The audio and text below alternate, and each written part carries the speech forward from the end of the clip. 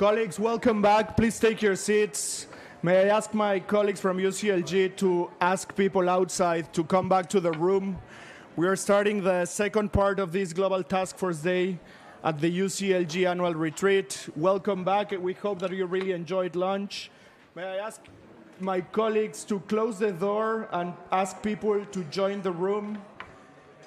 It's a long day, we know, but we will try to keep it as constructive as possible. As you know, we are starting the session on the 2030 agenda, how we will be imagining what's coming next.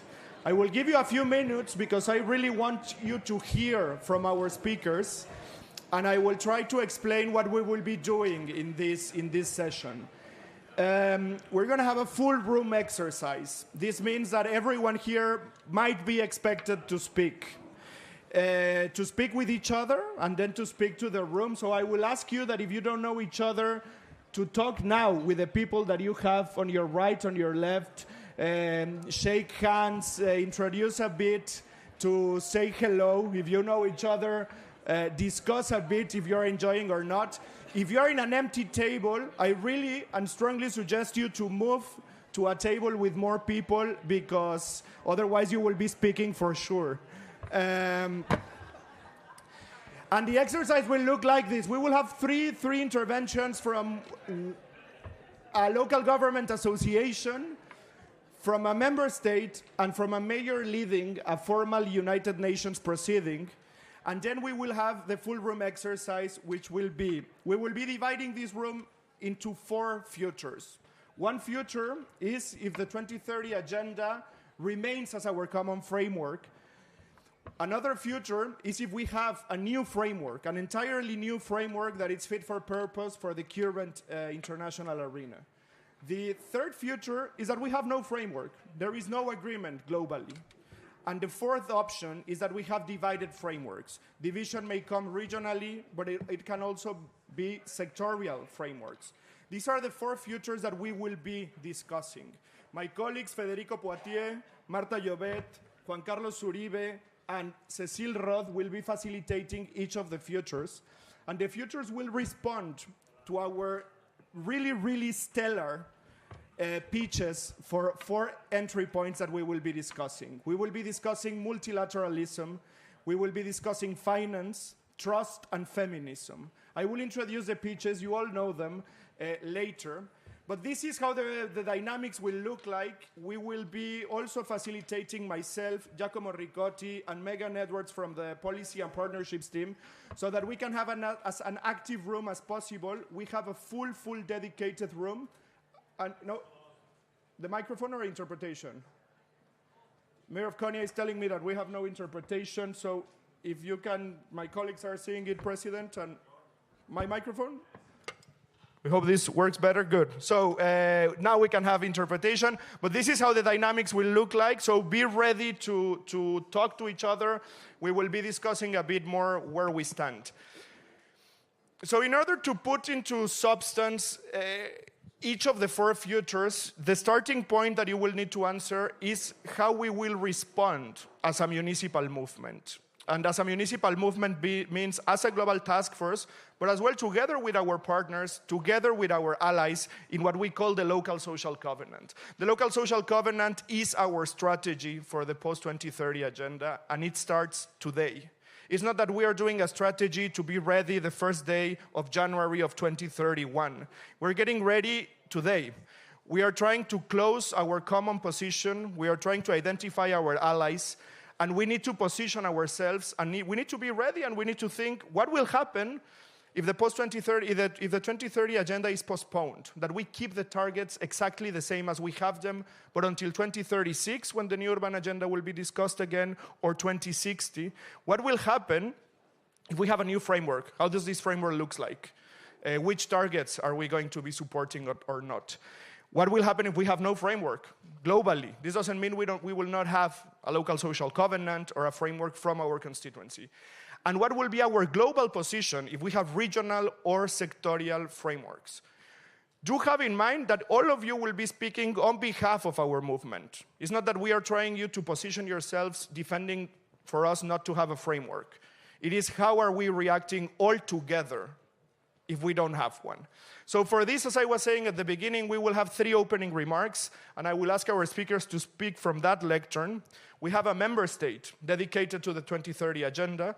We have UCLG as the facilitator of the Global Taskforce, and we have a mayor who is leading the UN Forum of Mayors that has mandate from UNECE, not only to represent mayors at the United Nations, but exactly to review the 2030 agenda as per mandate from last year. So without going into more detail, allow me to introduce David Perejil, who is the Director General for the 2030 agenda in the government of Spain. David, welcome. Thank you very much for coming. The floor is yours. Thank you. It's a pleasure. Let me start by saying that it's a pleasure to have enough hours to hear from you, to learn from you, from your experiences, and also because I'm part of a national government that is dedicated to the decentralized country. We believe in that. So we are a country decentralized. It's not something like easy for us to be like that. It was years and years, and we continue to fight to have this kind of country. But going to the point, so I think this is an opportunity, a unique opportunity to reflect all together on global public goods and on the shared responsibility we face.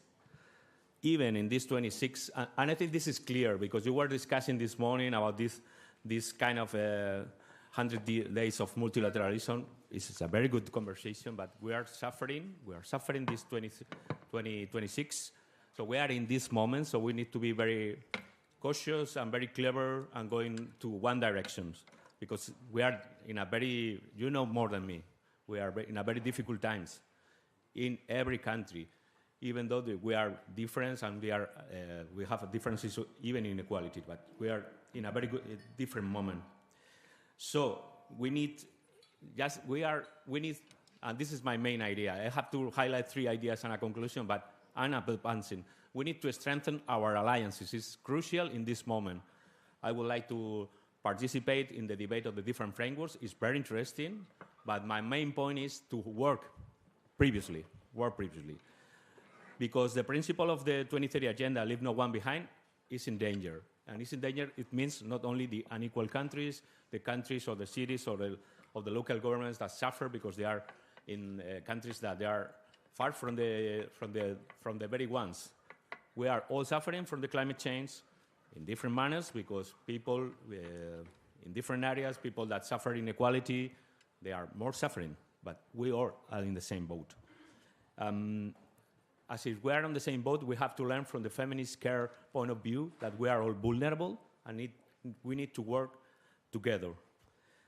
And the Sustainable Development Goals expressed in your voluntary local reviews or our voluntary national reviews, there was a very good tool to align, to work for universal values. It was a very good agenda, and it's not one agenda. It's the urban agenda, it's the green agenda. Of course, it's the municipalities' agenda, the municipalities and the local government's agenda. It was something like a world that is not done, a world that is not given for us, a world that we need to work for. And as I was saying, I begin to reflect on the post-2030 horizon. I would like to highlight 3 points. First, the starting point I was mentioning. We must continue working decisively between now and 2030. It's, for me, the most important, because we need something like concrete actions, something like your neighbors in your local municipalities, they can touch it.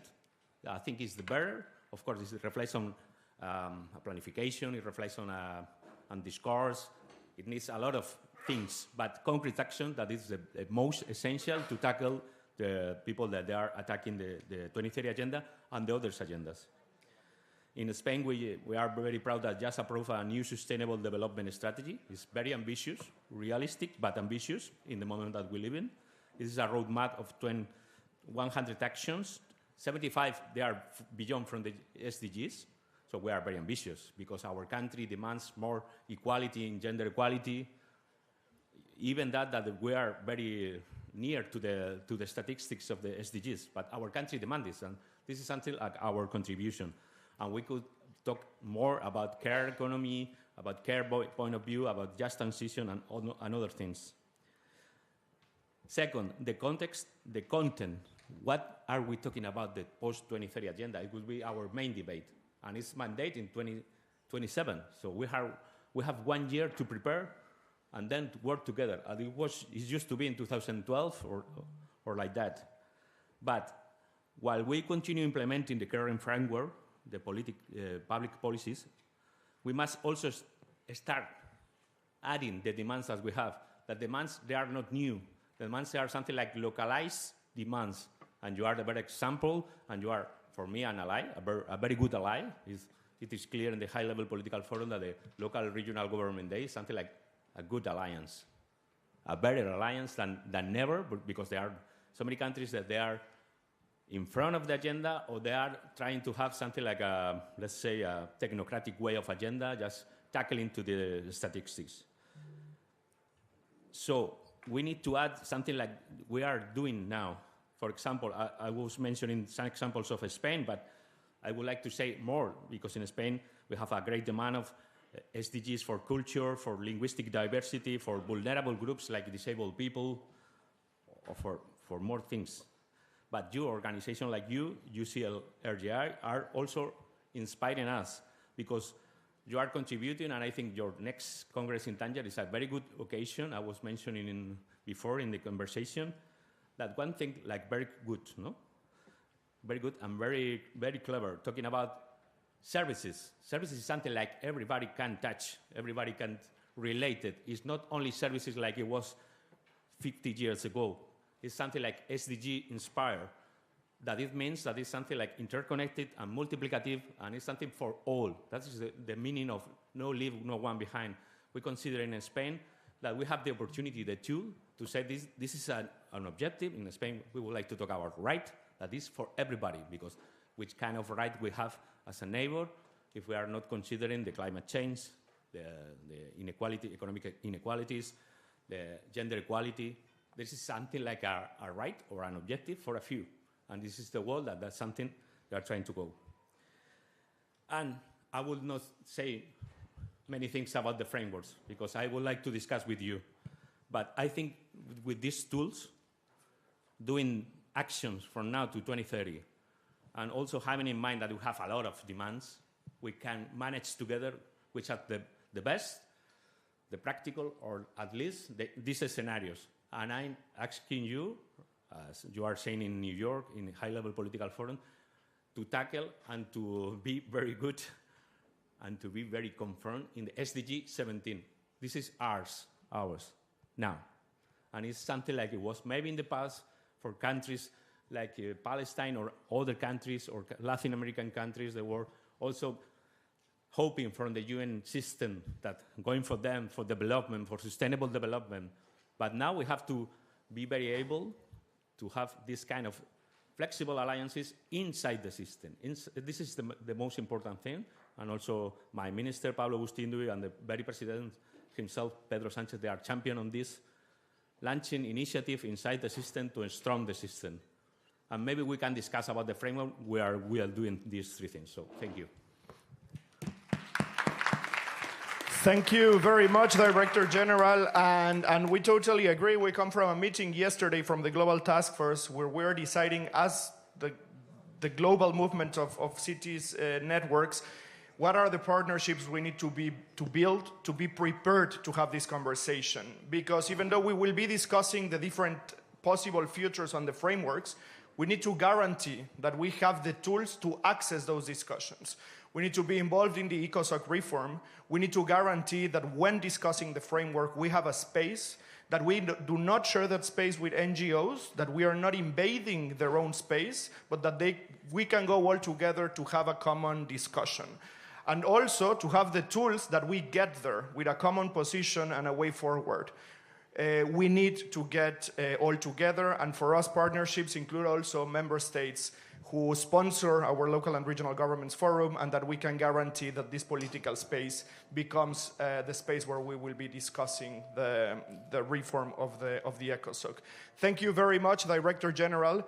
Allow me now to introduce you to the Mayor of Heidelberg, who is also the chair of the UN Forum of Mayors, which, as you know, UCLG and the Global Task Force are partners of UNECE in convening this forum, which is a formal space with member states' mandate to represent mayors at the United Nations. Mayor, welcome. The floor is yours.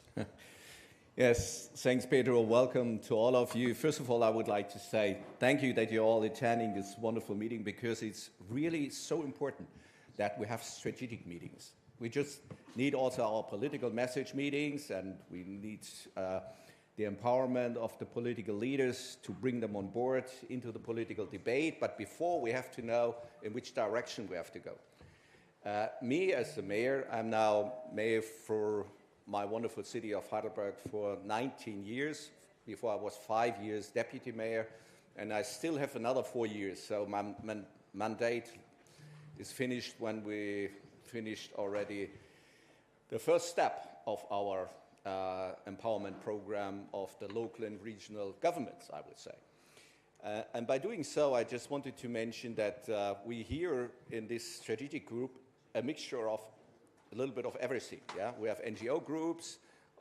I'm also an NGO speaker in general, so we have no official role till today on the national and supranational level.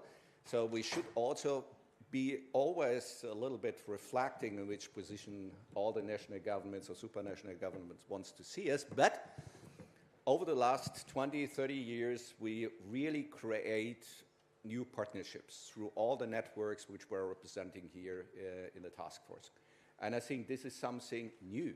And we started those networks, for example, ICLE, I was also a funding member of ICLE, in a time where nobody was listening to the local level.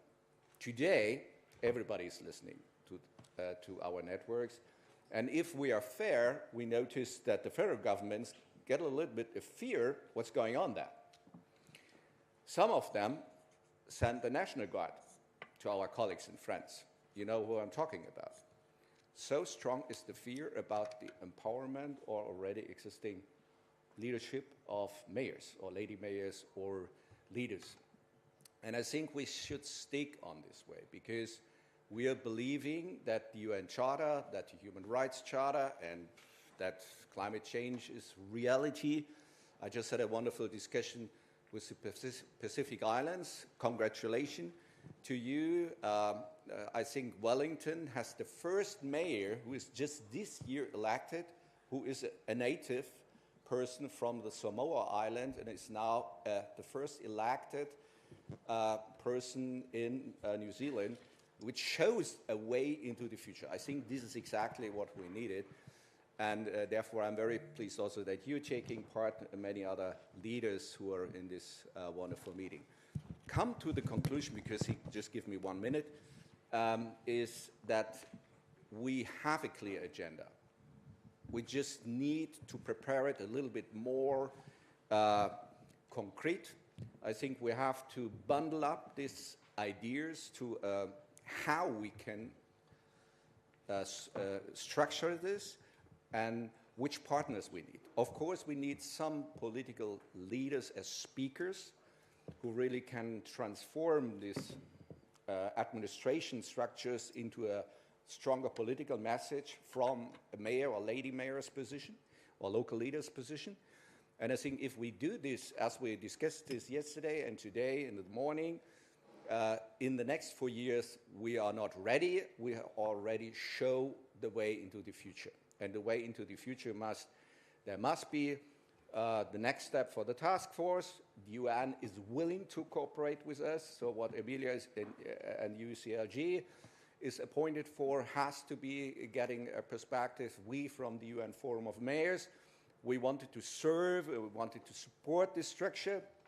Also, if we're still in European-wide legal framework and not in international, but this is coming forward.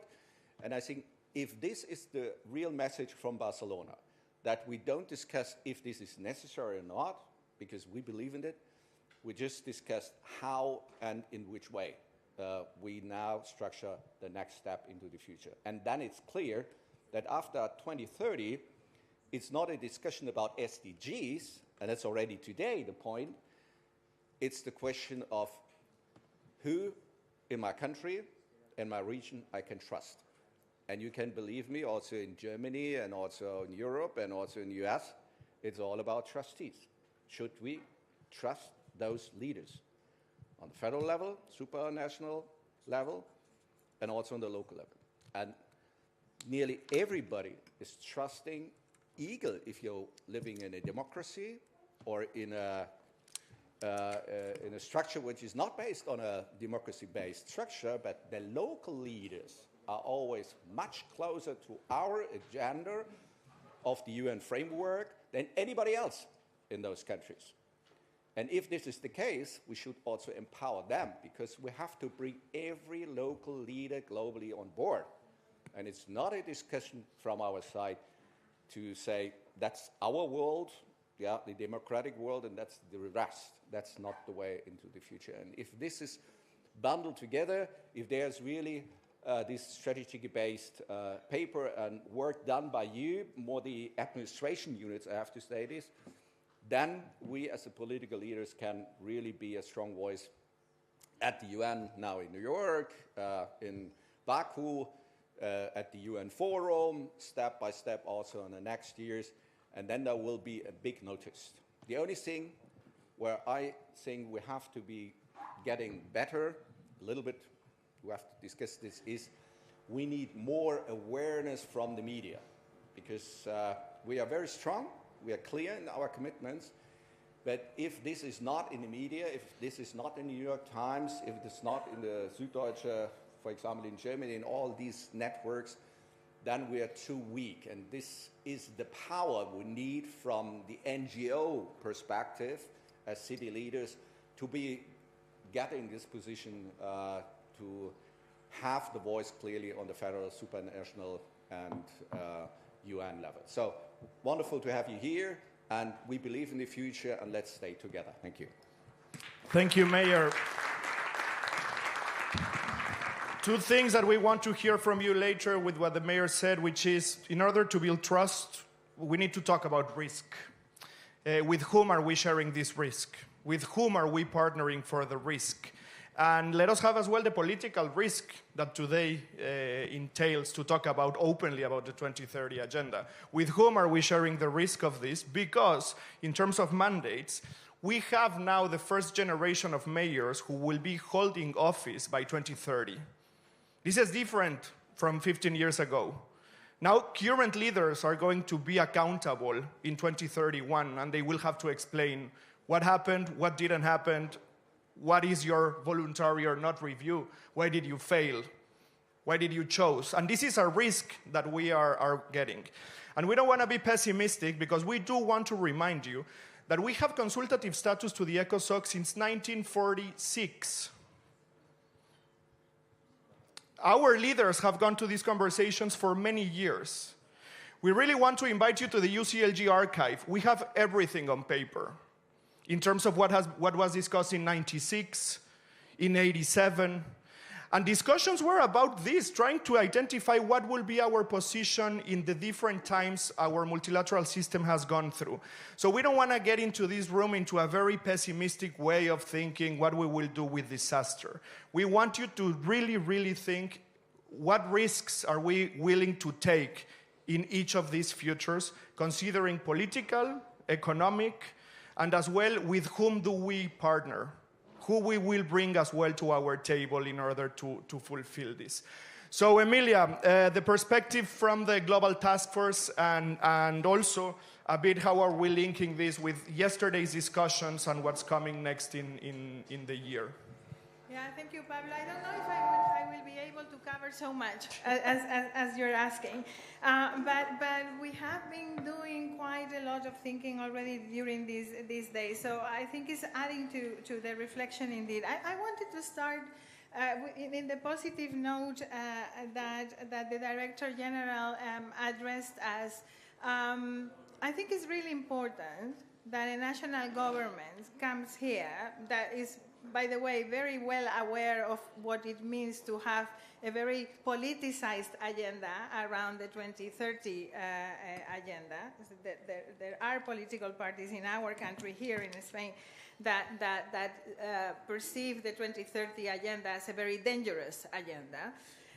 So it's very helpful to hear from a national government perspective that not everything is lost, that we shouldn't be giving up now, that the models that we need to look at is not the models of no framework, that there are still things to do if we want to make sure that that framework still exists. So I think that is a very powerful message that we have received today. And then the second powerful message is, well, the commitment of the political leadership.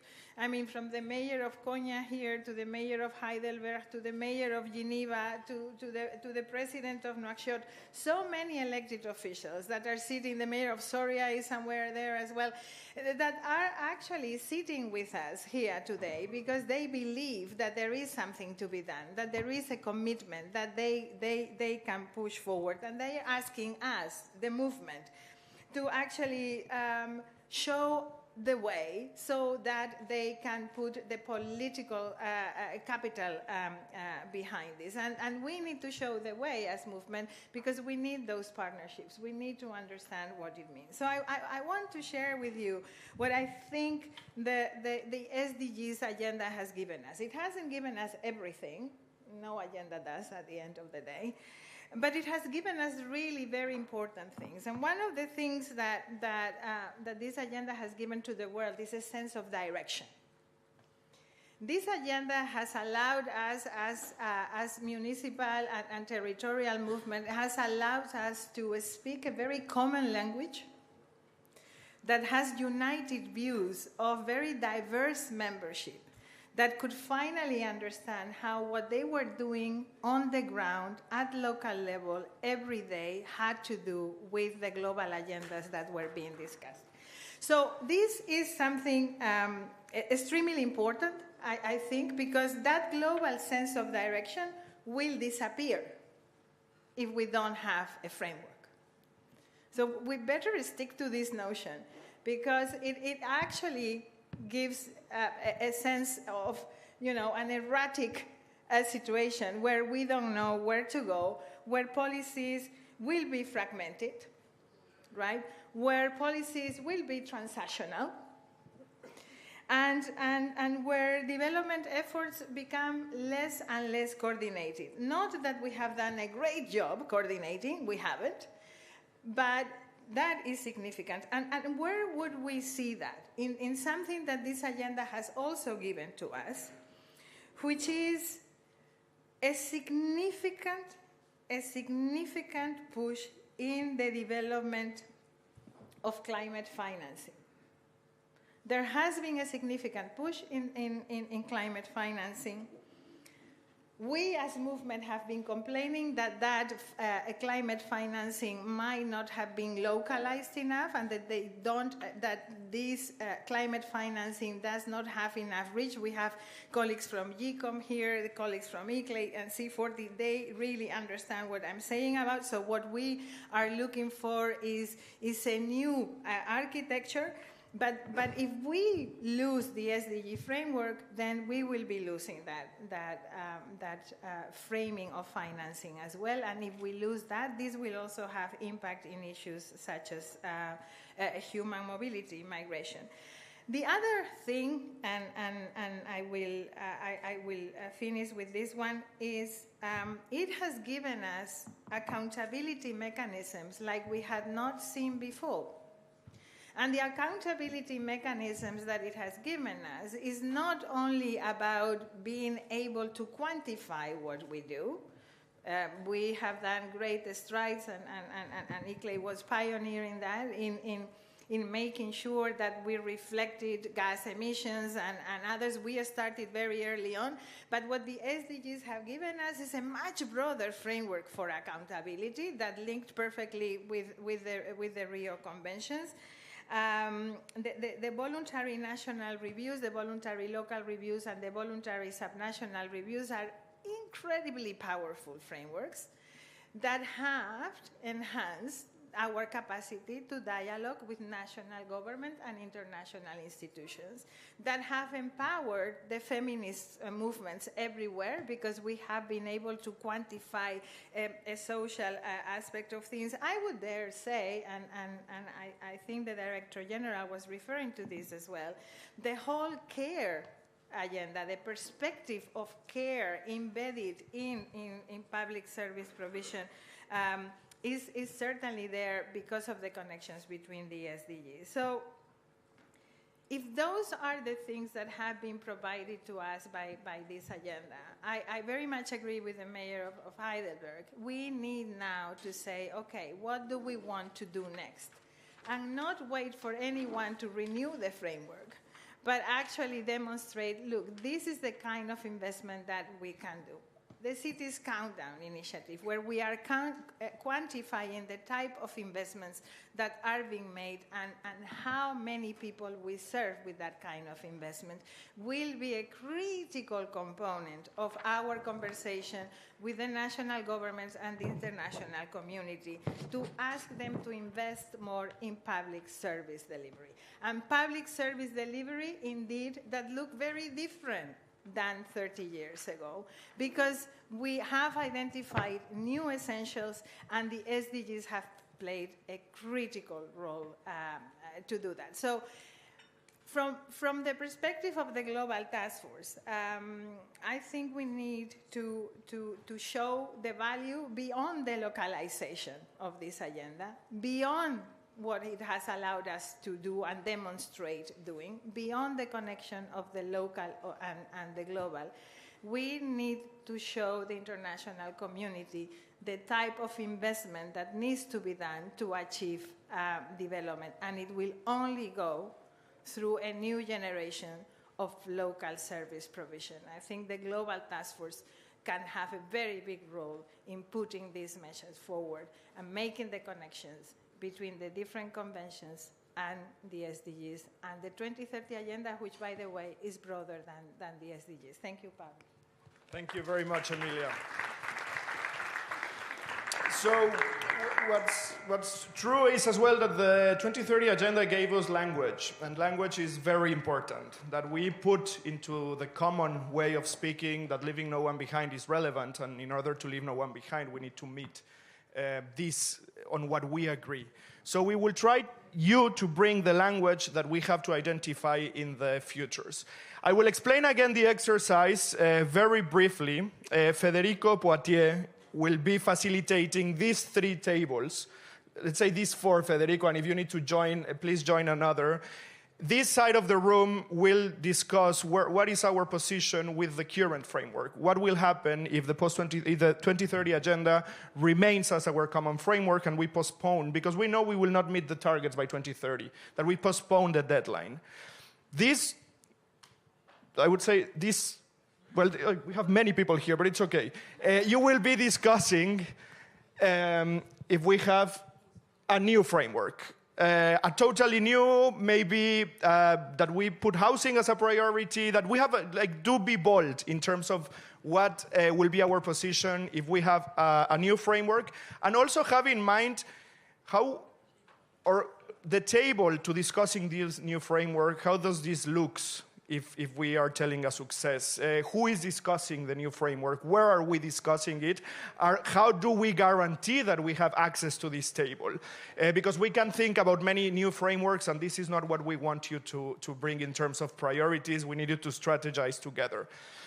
This side of the room will be discussing no framework. There is no agreement. No global agreement, and this has implications, because if we have no global agreement, it means that we have a terrible geopolitical situation where we are not able to come into a consensus. And this side of the room, including this table, the one this table, will be discussing divided frameworks. And this can be regional frameworks, for instance, in Spain, because we have a very Spaniard table here, or European framework, BRICS framework, if we have a G77 plus China framework, or if we have sectorial ones, if we are only targeting the climate agenda or the social agenda. And you will be reacting to each of the futures after every one of the pitches that we will have here. We have Maria Fernanda Espinosa. She's the executive director of GWL. As you know, she was president of the United Nations General Assembly, and she's the president of the Cities Alliance Assembly as well. She will be doing the pitch on multilateralism. We will go abstract, but we'll go later, Maria Fernanda. We will go very abstract, but this is where we start. We tend to finish our discussions with multilateralism. Now we are starting with multilateralism because it's the favorite word of this room to talk about positive or negative. We always tend to talk about where we discuss. Then we will have Aromar Revi, the director of the Indian Institute for Human Settlements. You all know him. He's involved in all the finance, climate discussions. He will be talking about finance as an entry point, and we will break the rooms as well to talk about, from the finance perspective, what we will be doing with each of the futures. We will later hear from Lauren Banham. She's a special advisor to Stop Ecocide. She's also from our youth caucus. As you know, Stop Ecocide is a very relevant player in the advisory recommendations of the International Court of Justice in terms of climate. And Lauren is well acquainted with this. She was also involved in the legal side of the Pact for the Future of the United Nations, and she has been leading our youth caucus for the past years. She will be talking about trust, because we still believe that trust is one of the entry points we need to think about when tackling the agenda. And then finally, and this connects with what Emilia was saying about the positive things the 2030 agenda gave us, which one is to be more open and to have feminism as a way of describing, for instance, UCLG as a movement, but that we can identify with feminism in many other spaces where we go. And we will have Rumbisae Kanda Washika Nundu, who is the special advisor, principal advisor on democracy and inclusion from International IDEA. So Rumbisae will be opening the conversation about feminism, and then we will ask you to all break the room and react to this. We will finally go back to our pitches to see what our room has to say. Each of the futures will have a spokesperson, ideally voluntary, but if not, my colleagues, Federico, Marta, Juan Carlos, and Cecile will choose who will be speaking under your discussions. So, Maria Fernanda Espinosa, on multilateralism, the lectern is yours. Please give us your pitch. As you know, and as we were saying, we will go very, very high in terms of the multilateral system, and then it is up to you in the room to localize the discussion and present our position. Well, gracias, Pablo. I can only say Dios mío, because I was trying to make sense and take notes profusely, and now I say, how is that I'm going to convey, a few key messages just to feed into the conversations that we're going to have together later on. And my first thought was to say congratulations to this movement for devoting 100 days to local multilateralism. And that means a lot. And I agree with all of you when you were using the metaphor of the train. And I understand the metaphor of the train as a true platform to align strategy and tactics and narratives as well. So it's not the combination of a series of events that some of you or many of you are going to be participating in. It is the opportunity to recommit to the principles of a world that is difficult to pronounce. Multilateralism, which means basically cooperation, which basically means solidarity, collective action for the common good, in agreement on how we come together to govern our commons. It's what we are discussing about. And sometimes we lose sight because we run from one event and one summit and one conference to the next. So we are here because we believe in collective actions for the common good. And we understand and we agree that there is a need of some rules and agreements to govern our commons. And that's why we devote, and you have devoted these 100 days. So perhaps 4 headlines to then feed into the discussions afterwards. The number one issue is that context matters, very much so. And let me bring here a little bit of where I was last week at the Munich Security Conference. And the document, because they produce a report each year for the Munich Security Conference, this year the report was called Under Destruction. That was the title. I said, okay, fine, Under Destruction. Not very optimistic, of course. What we heard and witnessed in Munich wasn't very promising either. So, but then when you think about it, the situation is that this under destruction implies that we are in an interregnum situation, that we are building a new something. And then I would like to bring to our attention the idea is how we use the opportunity of this interregnum to build a new lateralism. Let me bring a neologism here, a new lateralism. And where is the space and the role for local and regional governments in this reinventing of the system? So I think that the new world order is not being destroyed, it's been renegotiated and reinvented.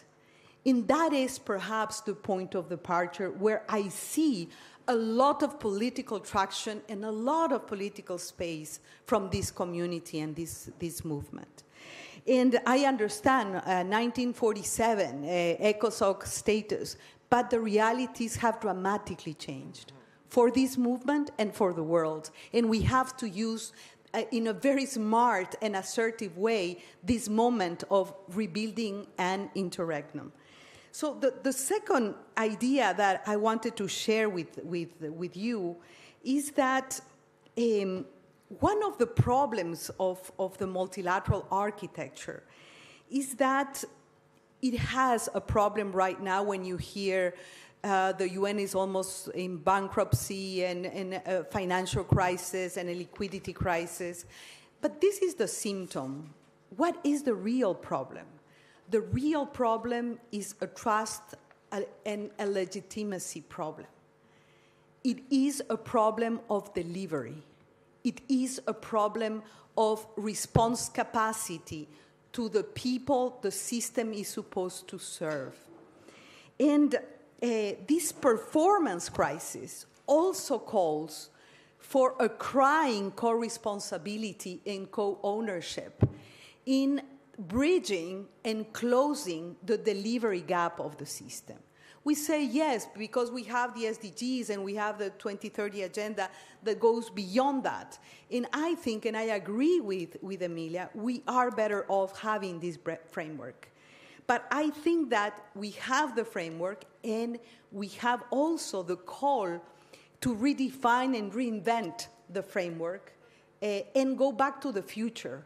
I would also pose the idea of we need to go back to the future. What does it mean? It means that we need to go back to the principles. We need to go back to the agreed minimum standards, because the SDGs are minimum standards on everything, and then reimagine and rethink of the 2030 agenda as an agenda not only of development. We are seeing the dying of ODA, for example, not only as a development agenda, but beyond that.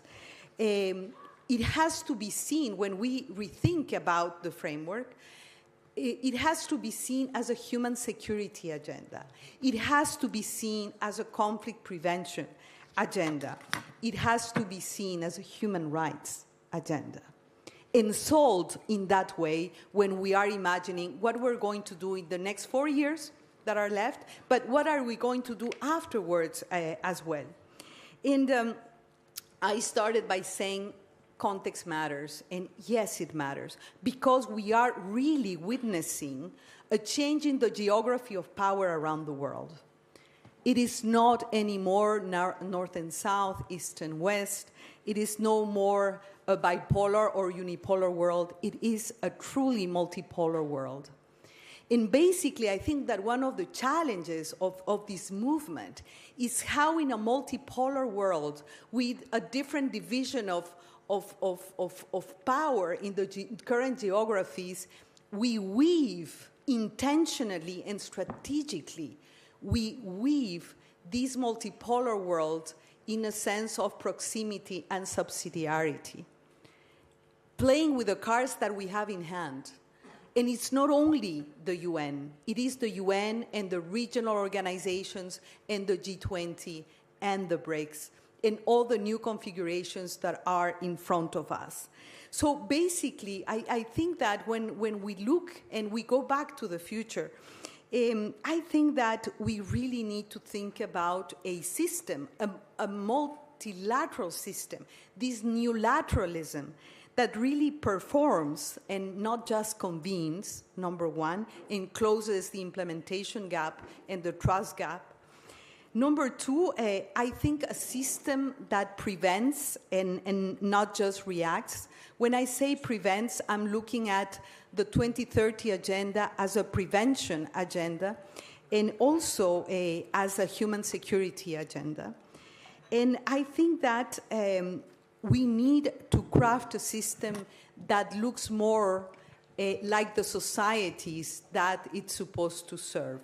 And the societies that it's supposed to serve are based and built on local power and local government.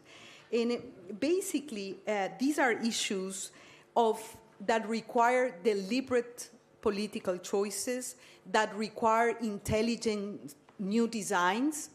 And we are here as a lab, as a laboratory for new and innovative designs. And just to close, I would say, yes, let's look back to the future as we advance the exercise of imagining the future, looking at the past. So, thank you. Thank you very much, Maria Fernanda. I revert back with adios mío as well, because it's an oh my God reaction. But we need to find agreement for our common future, for our global commons. So colleagues, please start your discussions. I will ask my colleagues to put some music. We will not let you out of the room. Try to identify one strategy in the current future according to what Maria Fernanda has just said. Talk with each other and I'll get back to you and we will be pointing you to speak during the discussion.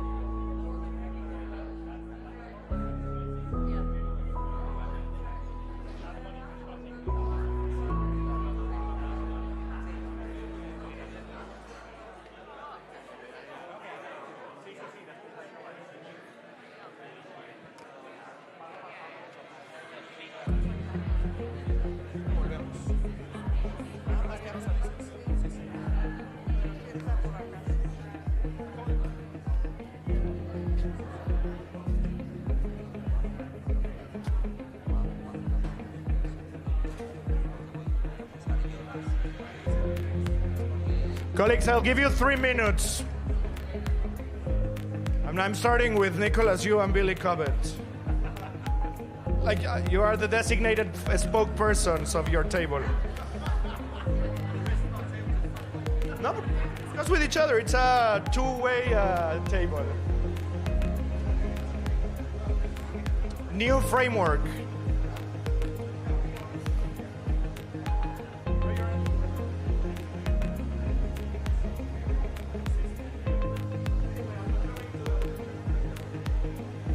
Juan Carlos, how is it going with your colleagues?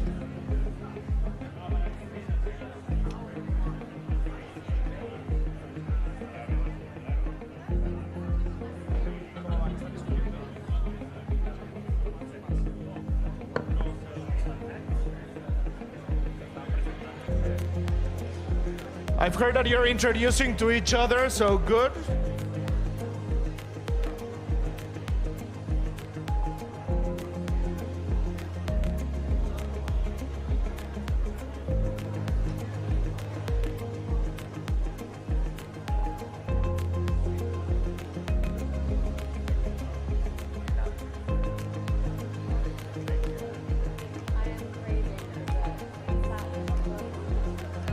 Do have in mind, colleagues, that we will be breaking into rooms 3 more times, so try to be as active and responsive as you can.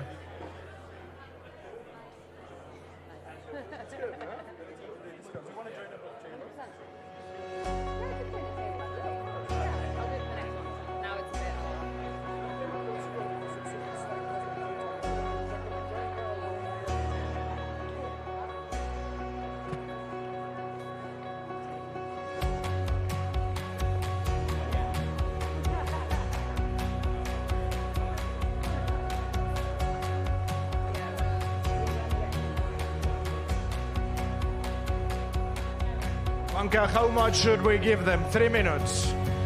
Colleagues, you have 3 minutes. You will get back to the rooms again, eh?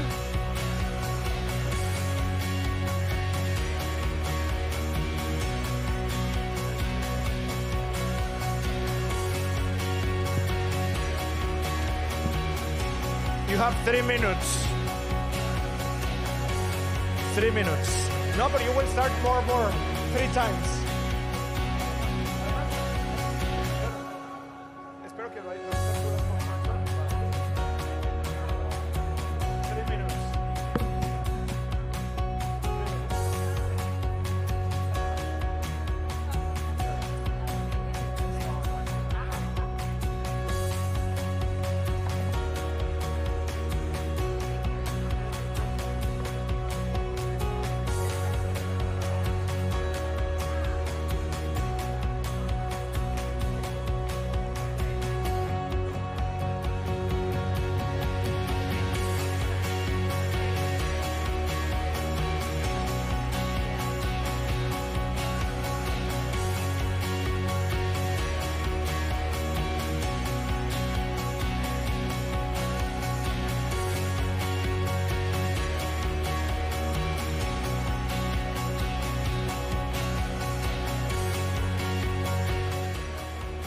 Colleagues, start wrapping up. Name your spokesperson.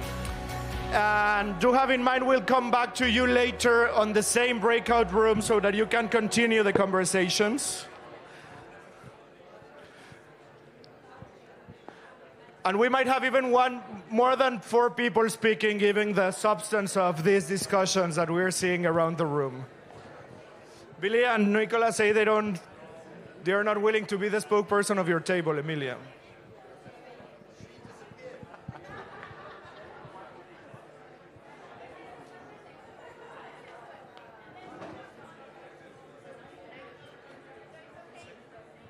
Colleagues, we'll keep the discussions later. I hope you all have spokespersons.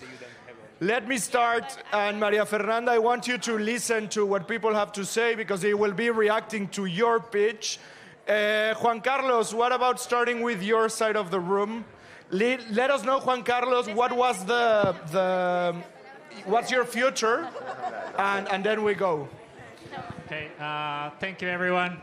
So on this side of the room, we have the no framework future.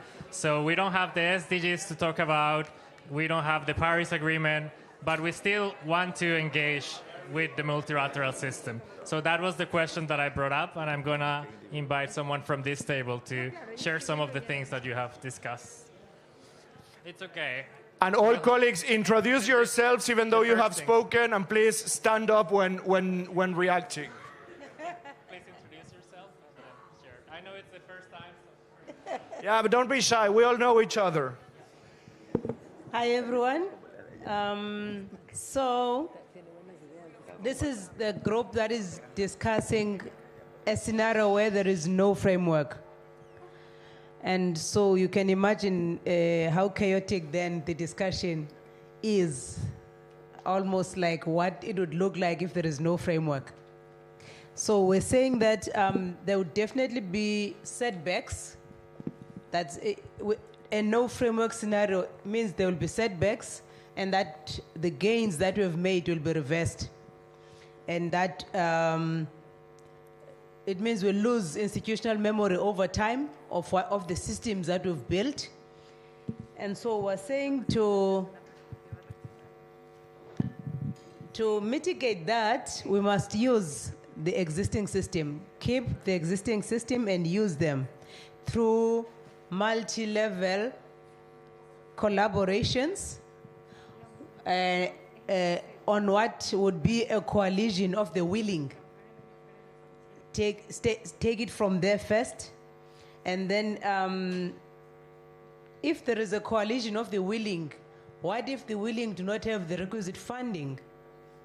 And then we're saying that we try and find funding outside government, because we're making examples of a scenario where already some of the states, some of the regional and local governments are not getting the funding that they're expecting from the federal government. And they've lost millions of rands, hundreds of millions of rands already. And with no framework to bind anyone to allocate the requisite funding, then it means we must find funding outside government. Okay. Thank you very much, Juan Carlos. So it's a good exercise. Allow me to go to that side of the room, Federico. The current framework. Do you have a spokesperson already there, Fede? Do you want us to wait, or we're ready? Give me 1 more minute. So we'll go with Marta. Marta, do you have a spokesperson for a new framework? We can have more than one. Speak from your microphones. For you. Yeah, thank you, Pablo. We have two spokespersons, actually. We have Pablo Sevilla, please, and we have gathered also inputs from other tables, and then we have another spokesperson in that table. Hi, everyone. I'm Paula from the International Institute of Environment and Development, and essentially I would summarize into two categories. One of them is more around the governance of this new framework, and the thread throughout it was this idea that was already coming up around the different levels that have to be involved, and there are different terminologies for that: decentralized, multilateralism, shared ownership, but also this idea of moving away from systems that are entirely driven by national level institutions, and this idea of a globalization of local agendas rather than a localization of a global agenda. So more of a bottom-up governance and a rebalance of power. And then the other area was more around the financing question, which perhaps in the context of the 2030 agenda was not initially as joined as it's starting to be now, and questions there around inequality and how that ties to the crisis of legitimacy. On one side, the mobilization of domestic resources, how to ensure that that reaches the local level and it's not just a domestic mobilization at the national level. And then on the international side, questions around how are we going to reframe ODA and international cooperation financing to make it more equitable. Thank you very much, Paula. Marta.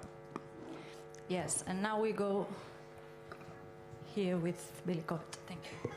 Thank you. We went back to Maria Fernandez's opening point, which is context matters. And context has changed so dramatically since 2015 that a new framework has to have as its starting point some of the key changes to the global economy that we're looking at. This is my shopping list. Other members of the team here just disappeared as soon as the conversation began. So they can't complain if they don't like what we say. But the first is demographic. The changes in demography at the moment are absolutely extraordinary, which is that we have a depopulating huge majority of world countries, with the notable exception of sub-Saharan Africa. And that is obviously linked to human mobility and migration. That is an enormous change in the last 15 years. The second is the structure and shape of the global economy, which is that we now have forms of hypercapitalism and hugely extractive global organizations that have amassed unimaginable quantities of wealth, which allows them to distort politics, economy, global systems. When individuals are more wealthy than multiple numbers of countries, then you don't have a level playing field or anything close to that. The third context change is technology. And that is, number one, energy systems and the extraordinary changes in efficiency of renewables coming out of East Asia, just as the West retreats to gas and oil. But that is going to be an absolutely pivotal difference between organizations, and of course the one we've not mentioned yet but is going to transform our lives, which is artificial intelligence. It's still, for many people will be familiar with us, but socially it's still a bit of a black box that no one really understands what its impact can be, other than it's going to be big. And so the last then comes back to the most dangerous of all, which is the fracturing of global governance, because that is where possibly, that is what we need to be most coherent and united, and has never looked more ruptured. And Nicholas just reminded me of the example from the AI summit in Delhi last week, where the United States government said it didn't want any global governance because they cannot be basically inhibited by rules or other people's rules. And that sets a wonderful, so that the platform for a new framework is challenging, and that's the polite version. Thank you very much, Billy. Thank you very much, Marta. Colleagues, we have problems with the light, so if screens turn off, if something happens, we will be in the room. Keep speaking. We will maintain interpretation. Don't panic. We know how to do this without screens. Cecile, your spokesperson, try to be brief, and I'm going to cut you if you go beyond 1.5 minutes. Manuela. ¿Aló? Bueno, a nosotros nos tocaba el escenario en el que está todo fragmentado y realmente creemos que podría ser una oportunidad para fortalecer las alianzas regionales de una manera más natural, y nos diríamos igual de todas formas articulando por temáticas que tendrían relación con otras temáticas. O sea, finalmente se iría generando relaciones de acuerdo a los temas en los que vamos teniendo interés. Pero creo que lo que nos pareció muy interesante es que esto podría redundar en un fortalecimiento del trabajo con tus vecinos, digamos, priorizando la cercanía como un método para empezar a desarrollar un marco de trabajo. Y hasta ahí llegamos, porque está poquito el tiempo. Bueno, muy bien. Es el inicio de la conversación, pero gracias, Manuela. Localización no es otra cosa que esto, que la realidad de cada uno. Federico, vamos a cómo nos posicionamos si mantenemos el marco común que tenemos ahora, y les pediría que se presenten. Sí, bueno, tengo mi relator. Con micrófono, por favor. Tengo mi relatora aquí, que bueno, hemos tenido una discusión muy divertida y muy activa, entonces te reconozco mucho por el tiempo, porque sí, como ha sido muy enriquecedor. Well, I'm going to say it in English. Thank you very much. We had a lot of good ideas in this very brief moment, so we were not able to have a common agenda yet, but we did identify two main problems. One is in terms of the enforceability mechanisms that do not exist. So we see this as a problem to bridge this gap of how to deliver better. And the other aspect that we identify is the link between the local governments and the ones that are supposed to deliver these services. So we had a few ideas. I'm going to briefly mention three. One is in terms of, we see that it's very important that the people, the regular people, civil society, know about these SDGs, this appropriation. So we are thinking about a social dialogue, a space where we can talk about it, when they can inform about these frameworks and how they can also help from their side to make this happen. The other part is that we definitely need to include more stakeholders into this dialogue, a multi-sectorial collaboration and conversation with universities, private sector, civil society.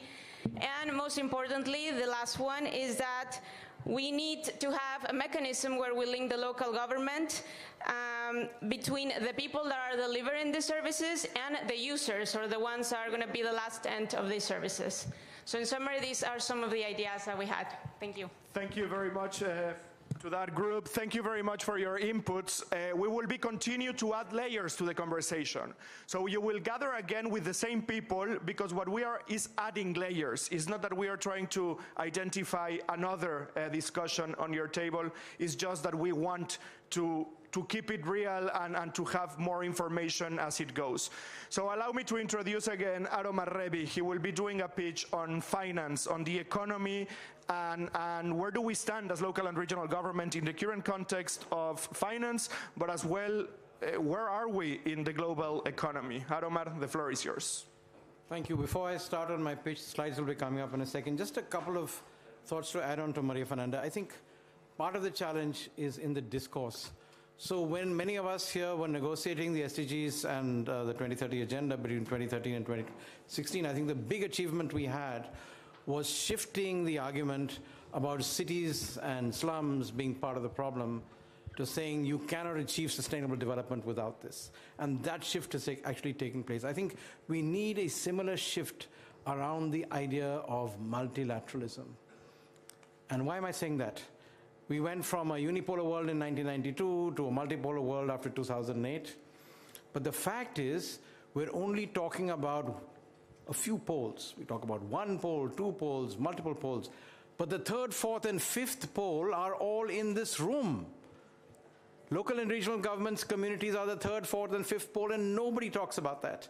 We have to shift the discussion around polarity. It is not only polarity at the global scale, and this, I think, we've learned very clearly from COVID.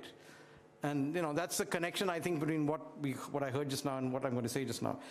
And the thing is, where have we found the answer in COVID? We found the answer around implementation. I mean, if you want to transfer power, to transform and create this new world order, there are 3 or 4 things you need. You need mandates, which we don't have. You need capacities, which we actually demonstrated in spite of national governments during COVID. Fine. You need the ability to implement, which we did remarkably well in spite of national governments, mandates or otherwise. That's how citizens across the world, in spite of the fact that 5 million people died, we actually managed. And the new agenda that's emerged, the UCLG and Global Taskforce emerged from that process. What we don't have, apart from the mandates, is the money. And that's what I'm going to talk about just now. You have to seize the money, because if you don't seize the money, you're not going to be able to control and manage the process, unfortunately. So can I have the slides for a second, please? Yeah. So this is a provocation. I mean, it's a mix of entertainment and a provocation in some senses. So basically the story is, if you don't seize the key to local finance, we're not going to get anywhere. And I think, this is the how of it in some senses. I spent a little time thinking about this kind of question just now. Next slide. And why is this the opportunity to do this? It is because we're at the edge of a polycrisis. This is actually the lost decade. We don't want to say that. It started with COVID, and it's probably going to end with, a number of folks with their finger on the nuclear button. I mean, we don't want to go there, but that's the reality at the current point of time. SDGs are going backwards, climate is going 1.5, 2, et cetera, et cetera, et cetera. So in effect, what we thought was happening in 2013, 14, 15 is not happening in this decade. We might as well call it that. So what I'm saying is, seize the moment. This is a moment of fragmentation. This is the opportunity for the third, fourth, and fifth pole to assert their place in the new order and construct and reconstruct the institutions that we want to do this. So that's, in a sense, making the best deal of a lost decade. If you build now, in 2031, 32, 34, when things start hopefully becoming better, you're actually in a good place to do that. Next slide. So what's a big issue as far as we're concerned, as far as money is concerned? So cities are the world's economic engines, but the countries hold the key. We can't switch on, we can't switch off, we can't go anywhere without the countries controlling processes. And why is that happening? Because of three things. The first thing is, our cities generate 80% of global GDP, but we are capped by national credit ratings. Your credit rating could be better than your country's, but you can't get the money because you're constrained by that. It's an imagination that comes from the 19th and the 20th century that we have to change. There's also this debt trap question, which is serious pretty much across the world after QE started. So basically, if your national government faces a fiscal crisis, or you're putting money into arms or something else you don't like, your city's investment is frozen, even if your local revenues are strong. That's a little bit of a contradiction.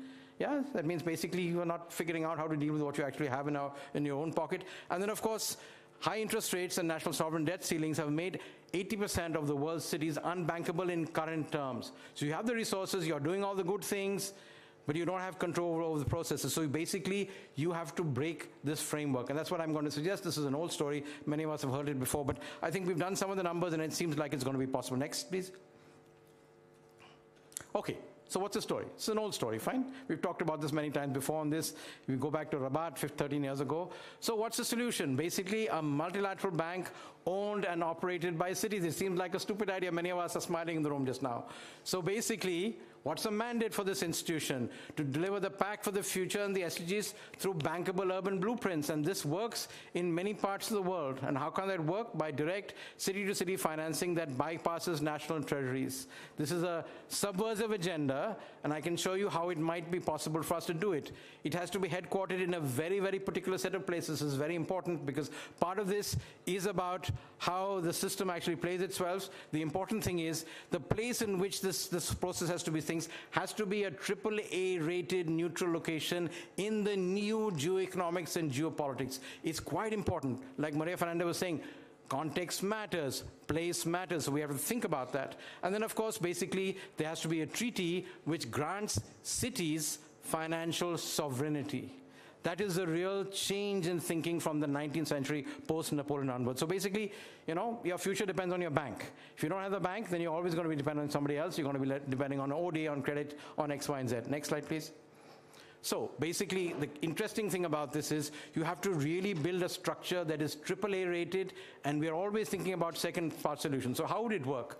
Basically, 3 layers. First, the owners, 500 million plus cities, with about 20 billion of paid-in capital. It's not so difficult. You divide, 500 million by 3 years into 20 billion. That's not a lot of money. And of course, about 10 billion in callable capital. Those of you who know the finance industry, this is based on the execution of the BRICS Bank, the new development bank that took 4 years to do. It's the same level of capitalization. 20, $30 billion of paid-in capital, and then leverage stuff up to 100 billion. Now, the trick, of course, is to try and sort of crowd in the anchors. What countries are willing to join you in this process? Now, interestingly, in the world, and some of those city-states actually have quite a lot of money with them. They have sovereign wealth funds. There are interesting stories that are there. So this is a new form of democratic politics along with diplomacy that needs to be sorted for that. Because if they're able to put out that extra stuff that's there, they can do not only the 10 billion that's required to add up to the 20, but most important, they can provide the 50 billion of callable capital, which is a sovereign guarantee that can make this thing actually work. So a new alliance, not with everybody, but an alliance with the willing people who are, or countries that are aligned to that. And finally, if that comes, the rest of the guys will come running to. The pension funds, the sovereign wealth funds, there's no big issue as far as that. So the magic number here is get to 20 billion, fine. As far as capital is concerned from the cities, you can leverage that up to 100. If you have 100, then you can have assets under management in 4 years of about 200 billion. I'll show you how that will happen. Next slide. So basically, what's the core underlying principle? The first principle is financial sovereignty. This is changing everything that we've known since Napoleon went out and did whatever he did in the early 19th century. First thing, your right to borrow on your own merits, not on your country's.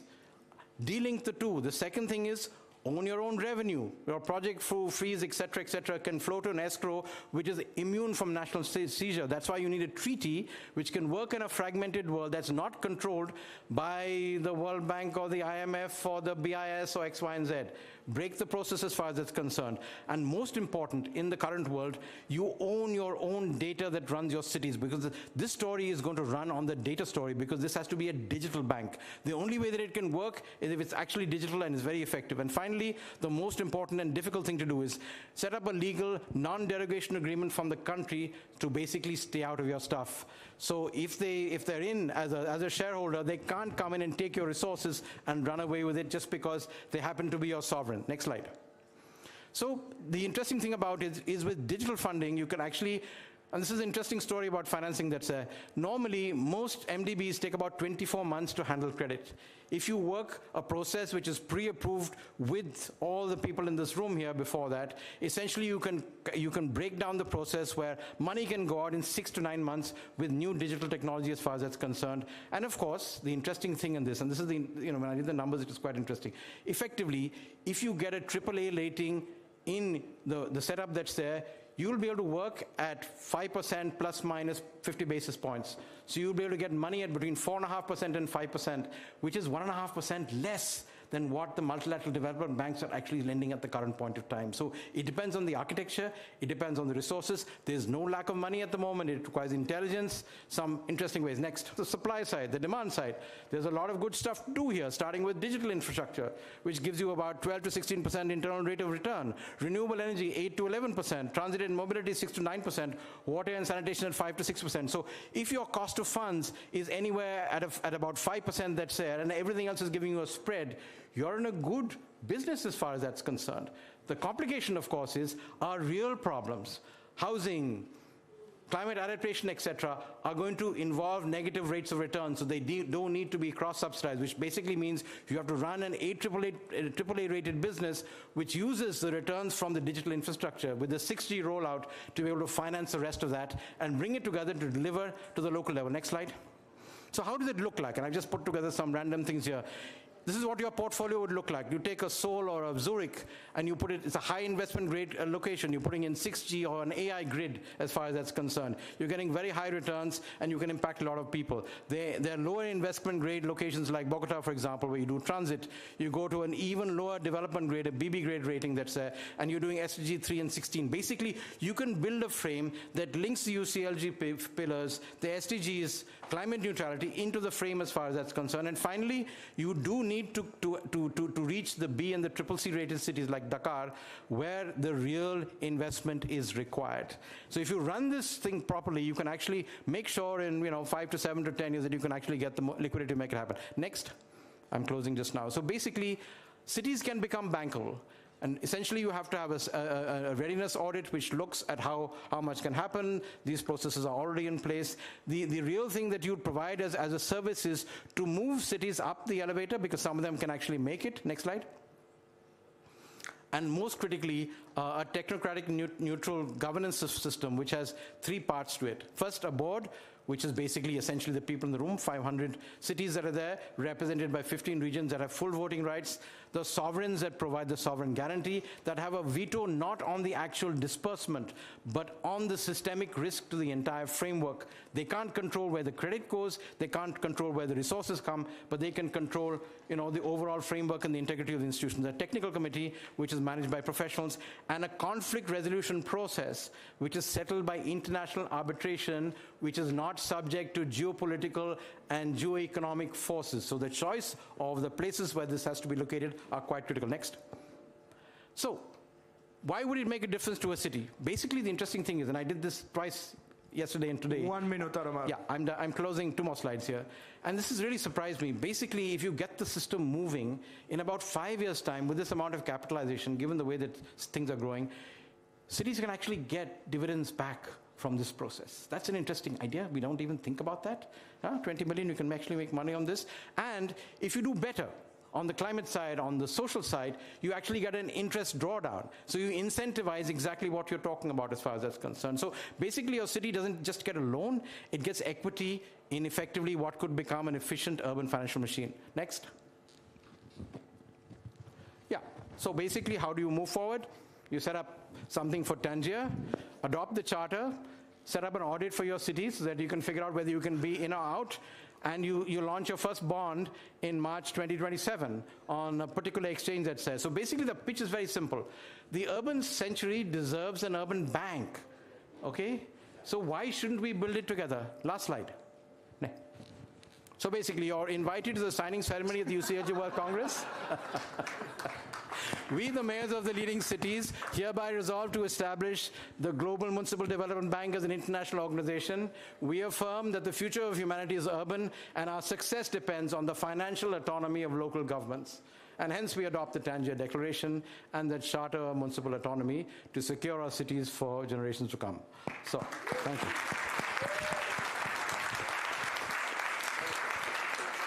Thank you very much, Aromar. And we don't want the discussions to be where to locate the bank, as we have, at least in this room, 2 AAA score mayors that may be willing to host the bank. Thank you very much, Aromar. For the time being, we are going now to the pitch on trust by Lauren. Then we will break out and we will conclude with feminism, which is a way forward for UCLG. So Lauren, the floor is yours on your pitch around trust. Well, good luck following that, right? Thank you. So I would like to start my pitch today a little bit differently. If you're willing and will allow me to, I would like to ask you to close your eyes, please. So if everyone can do that, close your eyes. And I'm going to ask you to picture the person that you would most trust in an urgent moment of need. Okay, you can open your eyes now. I'm not going to make you close your eyes for the whole thing. Today's mistrust in governments and institutions is not a temporary crisis of confidence. It's a structural misalignment between governments and people. Trust in democracy is declining, polarization has become a political norm, and the rule of law is under constant attack. We're operating, as we've already mentioned, in a very different geopolitical context than we were at in 2015. Of course, renewing and localizing the 2030 agenda matters, but its future depends on rebuilding trust. So we could focus today on talking about how it is we use social media or how it is that we improve narratives, but trust in this context is not primarily a communication issue. It's structural, it's about power, how it's distributed, and it's about accountability. Rebuilding trust can sadly not be achieved through a better PR strategy. If trust is to anchor the post-2030 landscape, a significant shift in governance architecture must occur. And in this brief time, I'm going to focus on 2 key ways this has to happen. Firstly, and I hope this doesn't come as a surprise to this room, local and regional governments must not be viewed simply as an implementation arm. When I asked you to close your eyes and picture the person you would most trust in an urgent time of need, can you raise your hand if you pictured a person that you had never met on the other side of the world that you have no direct line of contact with? No one? Well, this doesn't, of course, diminish the value of distant expertise, but it reflects an instinct that we trust what we know, we trust what's familiar and what is close to us. This instinct has institutional repercussions. According to the European Commission's Joint Research Centre, 64% of city residents and 65% of rural residents in the EU report higher levels of trust in local and regional authorities. It has already been mentioned that in these times of uncertainty, people are looking to proximity instead of distance. They're turning to what is tangible and what is familiar. Governance frameworks need to reflect this reality. Where local and regional governments have financial sovereignty, they have the ability not just to deliver agendas, but to set them, to be the ones who have the power to say this is what we need and have the autonomy to be able to deliver that. Further, trust erodes when people don't see themselves reflected in these policies. Recent OECD data shows that people who feel like they lack a voice in governance are roughly three times less likely to trust their national authorities. When citizens feel unseen or unrepresented, trust deteriorates sharply. Local and regional governments are uniquely positioned to be able to address this, having intimate knowledge of community contexts, as we mentioned, with the ability to truly meet people where they're at and make them feel heard and listened to. Trust grows when power is not merely cascaded downwards, but structured as independent, overlapping, and as representative. Secondly, trust in the international rule of law is increasingly eroding. This is for a number of reasons. We've seen in the past few years abhorrent violations of the very most fundamental principles that underpin the global order. Impunity continues to go unchallenged, and criticisms of the asymmetrical application of international law persist. Therefore, international law must evolve to address the most pressing challenges to international peace and security in ways that consider and listen to the historical criticisms and allow room for the contemporary distrust we're experiencing. One of the most promising examples to me of this shift is represented by the development of ecocide law, which seeks to criminalize the severe, widespread, or long-term destruction of the environment. Vanuatu, the Pacific island nation that formally proposed ecocide as the fifth crime of the International Criminal Court, has described this ecocide as the first international crime of the Global South. While the concept, of course, bears significant relevance in the global north, we know that environmental destruction is predominantly happening in the global south, and often for the economic gain of actors in the global north. So the adoption of ecocide law, whilst not a silver bullet, of course, has the potential to redress historical power imbalances. It has the potential to show people that global legal systems can shift to represent what are becoming the most pressing matters in international peace and security. The development of ecocide law and other initiatives must be firmly put on the agenda by the people who have the most intimate knowledge of how communities are affected when they aren't addressed. So, while the lack of trust in international law poses a significant challenge, it also represents an opportunity. There is more public attention on international law than ever in recent years. People are watching and seeing what is happening. When I began working in this field a few years ago, there was much, much less awareness of what was going on with what the UN was doing with the International Criminal Court. Most people hadn't even heard of the ICC or the ICJ. So there is momentum for meaningful change. The question is whether we can utilize it. So I will end by saying that the mistrust of authorities and institutions creates a void. It makes it easier for ideologies of division and hate to emerge from the periphery and into mainstream thinking. In order to tackle this effectively, the system needs a shift. International law must evolve to address the realities we are facing. And finally, we often hear that global problems require massive global solutions. But in this era of mistrust, local solutions that account for community context must be prioritized. And as I look out into this room of people that represent so many different geographical contexts and organizations in so many different sectors, I think that I'm looking out at the right group of people to catalyze this change. Thank you.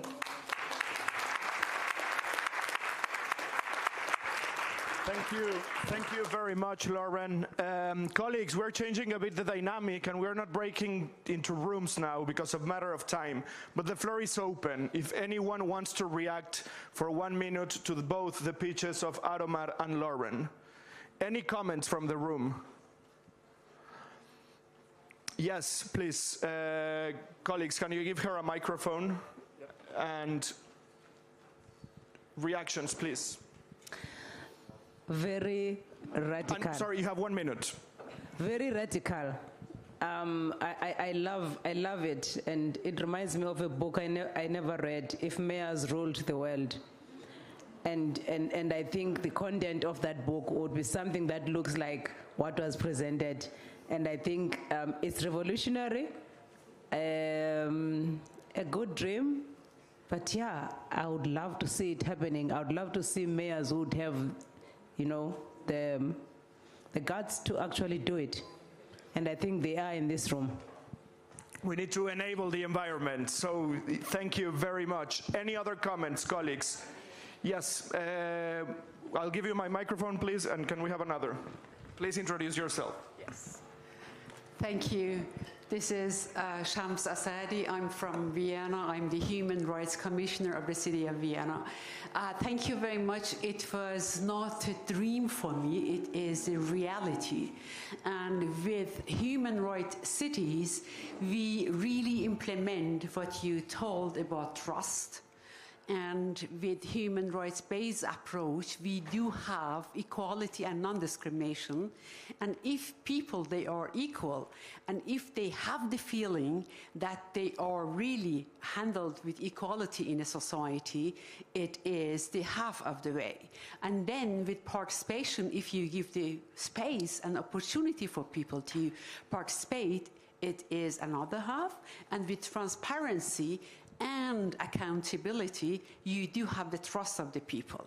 And it is very important, and we really realize that in human rights cities, it is a subject.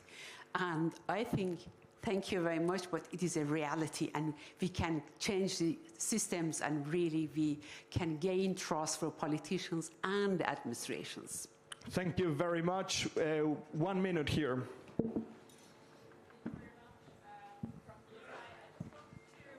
Sorry. I'll give you another microphone, Daria. Oh, yeah. And introduce yourself, Daria, please. Okay. Thank you so much from PSI. We just wanted to react on the proposal for the Global Municipal Bank. I just want to remind ourselves that there are already 910 public banks worldwide. Most of these are at a local or at a regional level, and they have a combined asset, this is just 2020 estimates, of $48.7 US trillion. This is huge. So this is money that can already be mobilized to develop public services, and it is not subject to the neoliberal imperatives that we see, like rating agencies. I believe that a municipal funding system which is viable for local public services for all should not be subject to the same criteria of the stock exchange, because cities are not companies, cities are for people to live in dignity. Thank you. Thank you very much, Daria. We will continue with the conversations. The floor is still open. Anyone who wants to react to any of the pitches? I see, Lorena, maybe, no? It's only good. It's a different way of reacting, but happy to continue the discussion. Yes, over there, please, microphone, and please introduce yourself. Kia ora tātou katoa. My name is Makalisi Ngata, representing New Zealand, but also on behalf of Tonga and also Pacific Wind, Pacific Network, and also migration and indigenous people. I want to be able to just make a comment on Lauren in regards to trust. Because I come from homelands and island nations of 25,000, I want to be able to acknowledge the voices, because it is important for our people. We are people of ocean.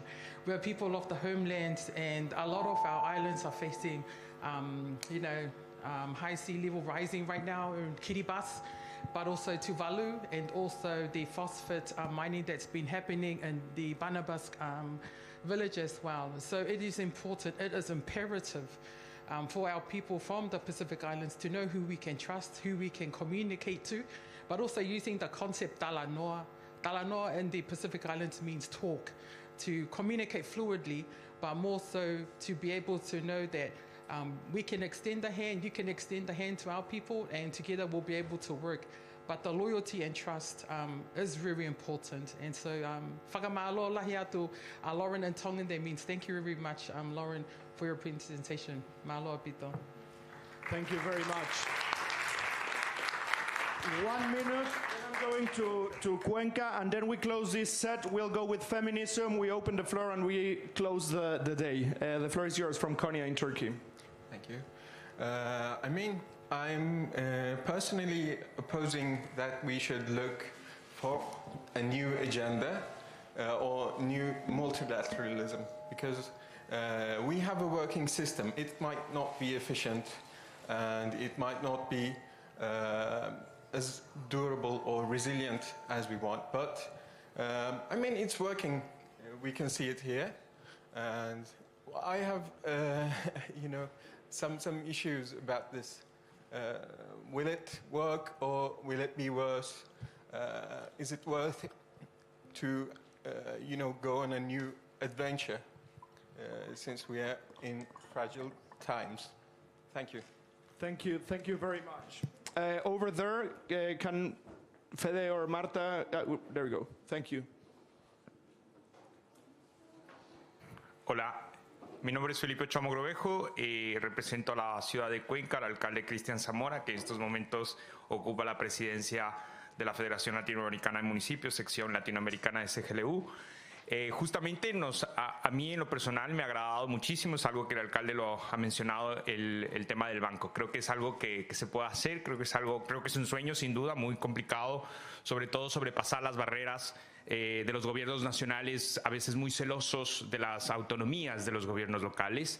Sin embargo, ahí Cuenca tiene una experiencia importante, entonces go for it, digo yo, en este sueño importante. Y yo creo que aquí una iniciativa sin duda a recordar son las ciudades que normalmente no acceden. Las del ejemplo, Bogotá, Dakar, Bombay, son ciudades grandes que ya acceden sin duda a financiamiento, que ya lo han hecho en esos billones de los bancos que nos comentaba la colega.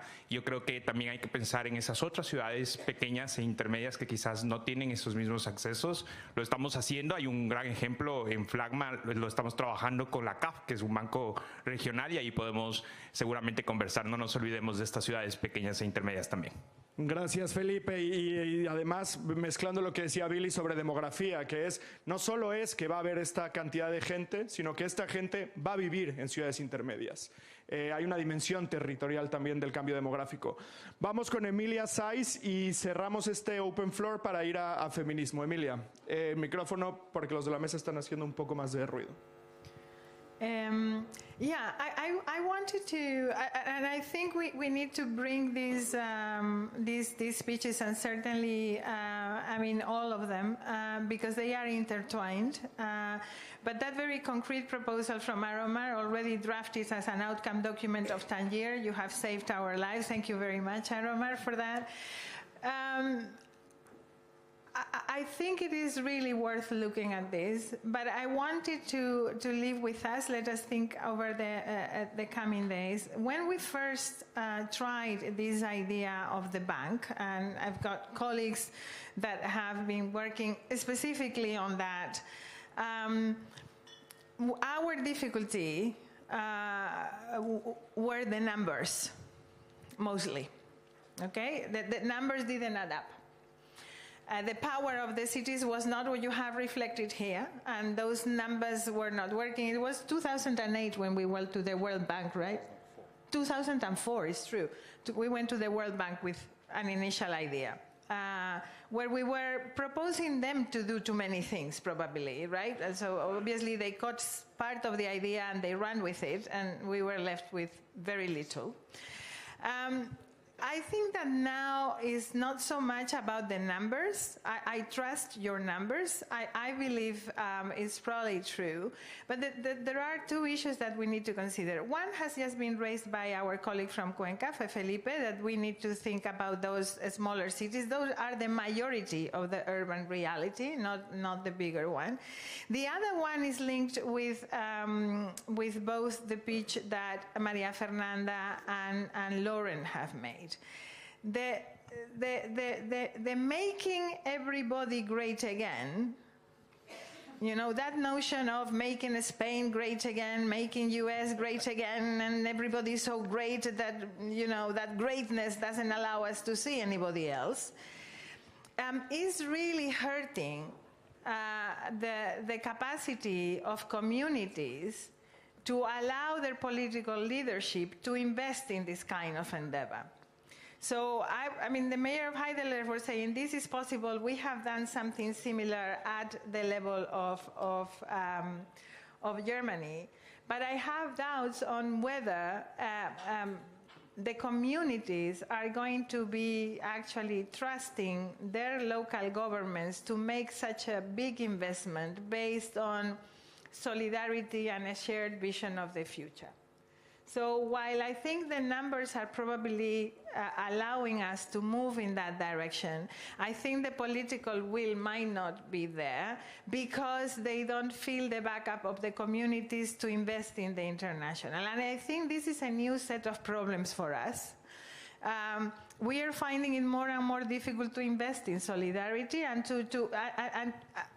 I don't even want to call it solidarity. It's about survival, actually. But how do you convince communities to do that is something that we need to think in the coming period. So, but I think it's a very fair proposal in terms of what would be possible, and maybe in the framework of those new partnerships, this bold partnership that we need to look for, we need to do that. But we will need civil society, we will need the workers, we will actually need the communities to gain trust in what we do in order to be able to develop the mandate to actually make that type of investment. And this second part is the one that is concerning me. But really, thank you very much for those proposals and for bringing also trust into that equation.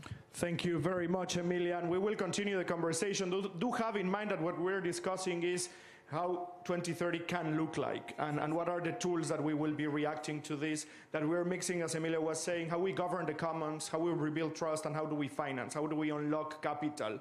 We have a workshop on public community partnerships on Wednesday in the evening, which is also one of the ways that we are trying to bring about the implementation of our safeguarding of the commons and going beyond the bankability of human rights, but bringing human rights as a dignity agenda. Colleagues, we are going with Rumbisae. She will do her pitch on feminism. We will open the floor again. Do have in mind that we're discussing the futures, and we will finally wrap up the day. Many things to be discussed. We are not concluding in any way today. Rumbisae, please, the floor is yours. Thank you. It will work, eh? Hi. Good. I'm going to stand here. Not stand, actually, but I will be moving up and down. Because sometimes I hope this is not the graveyard pitch. You know, the one that happens last when everyone is almost switching off. So that's why I decide to be moving. And sometimes when I do facilitation, I develop an imaginary tools or gadgets bin. So if I spot you and you're not paying attention to me and you're on your laptop or on your cell phone, I ask you to come and drop off your cell phone in the bin. I know you are adults and you are mayors, but still, I need to have the space. Okay. There you go. Sorry. You see? Be my buddy. Okay. Feminism. And we are saying UCLG is a feminist movement. Oh, that's the vision that we have for the way forward, 2030 and beyond. What does that mean? What will it entail? And how do we move forward with that beyond the rhetoric? Because the talk is always good, but the doing is something else. How do we walk the talk? I'm going to try, and I'm not going to claim that I'll get it all together, but I'm going to try and leave honorable mayors, you know, all the titles that you have, with a framework that you probably can work with, combining all the aspects that we have discussed. Because nothing is in isolation. We don't do silos. Once we do silos, that's where we find a certain aspect of our work being seen as an add-on. Or maybe, by the way, we're supposed to think from a feminist perspective. So how do we institutionalize the thinking and the doing? I'm going to put forward an argument for a framework called Engage. We can all spell Engage, E-N-G-A-G-E, which means E is empowerment. We've been talking about it in different ways. What is it that we mean by empowerment? If as all as UCLG claiming to be, or with a vision to be, a feminist movement, and mind you, a movement is about diversity. It's about diversity, it's about leveraging the power of diversity. So at some point you might find that as a movement, if you're looking at issues and operating with a feminist perspective, you don't all engage on the same levels. It's also important to realize that with the power of diversity, everyone has a certain contribution that they can make. And we don't all have to sing the same song with the same tune. It can be different, but with the same agenda. So empowerment. I'm thinking a lot of what we are grappling with in terms of the status of the world and in line with the UCLG mandate has to do with redistribution of power and privileges. And that's the bottom line of empowerment. And that's why there's so much pushback on feminism, there's so much pushback on gender equality, there's so much pushback on inclusion. It's about the redistribution of power and privileges. That's the bottom line. But the other part that makes people feel uncomfortable, it's about the system of patriarchy and how it normalizes, what I'll call should not be normal. Because patriarchy is a system of privilege, mostly for the male gender. Hello? Good men here, men of quality who are not afraid of equality. You're not offended? Can we speak? There are no men of quality. You are here. Patriarchy is a system that promotes privileges and advantages. I always say when a child is born, there's that expression, oh, it's a girl. Oh, it's a boy. Do you know that, it's already framing the powers, privileges, and opportunities? It might not be at the same levels, but there's a universal prescription already of societal expectations. And we'll come back to the issue about debunking social norms. So as UCLG, empowerment has to be a conceptual framework and a tool that you are challenging the issue of power. Where is the power? Is it the power with the people? Because you are the representatives of the citizens at the local government level where life happens, the day-to-day operations, before we even get to the federal levels. Another aspect that I believe in terms of engage is the issue of narratives. Narratives and messaging. And one of the key drivers of messages and narratives is even the media. What we constantly see, the pushback, the resistance, the backlash, the way women, men, boys, and girls in all their diversity are portrayed in terms of narratives is what shapes and informs some of the issues that you grapple with as UCLG and as municipalities. So what can be done in terms of the narratives? And I think this goes back to the issue of debunking and deconstruction of social norms. In terms of G, it's about being grounded.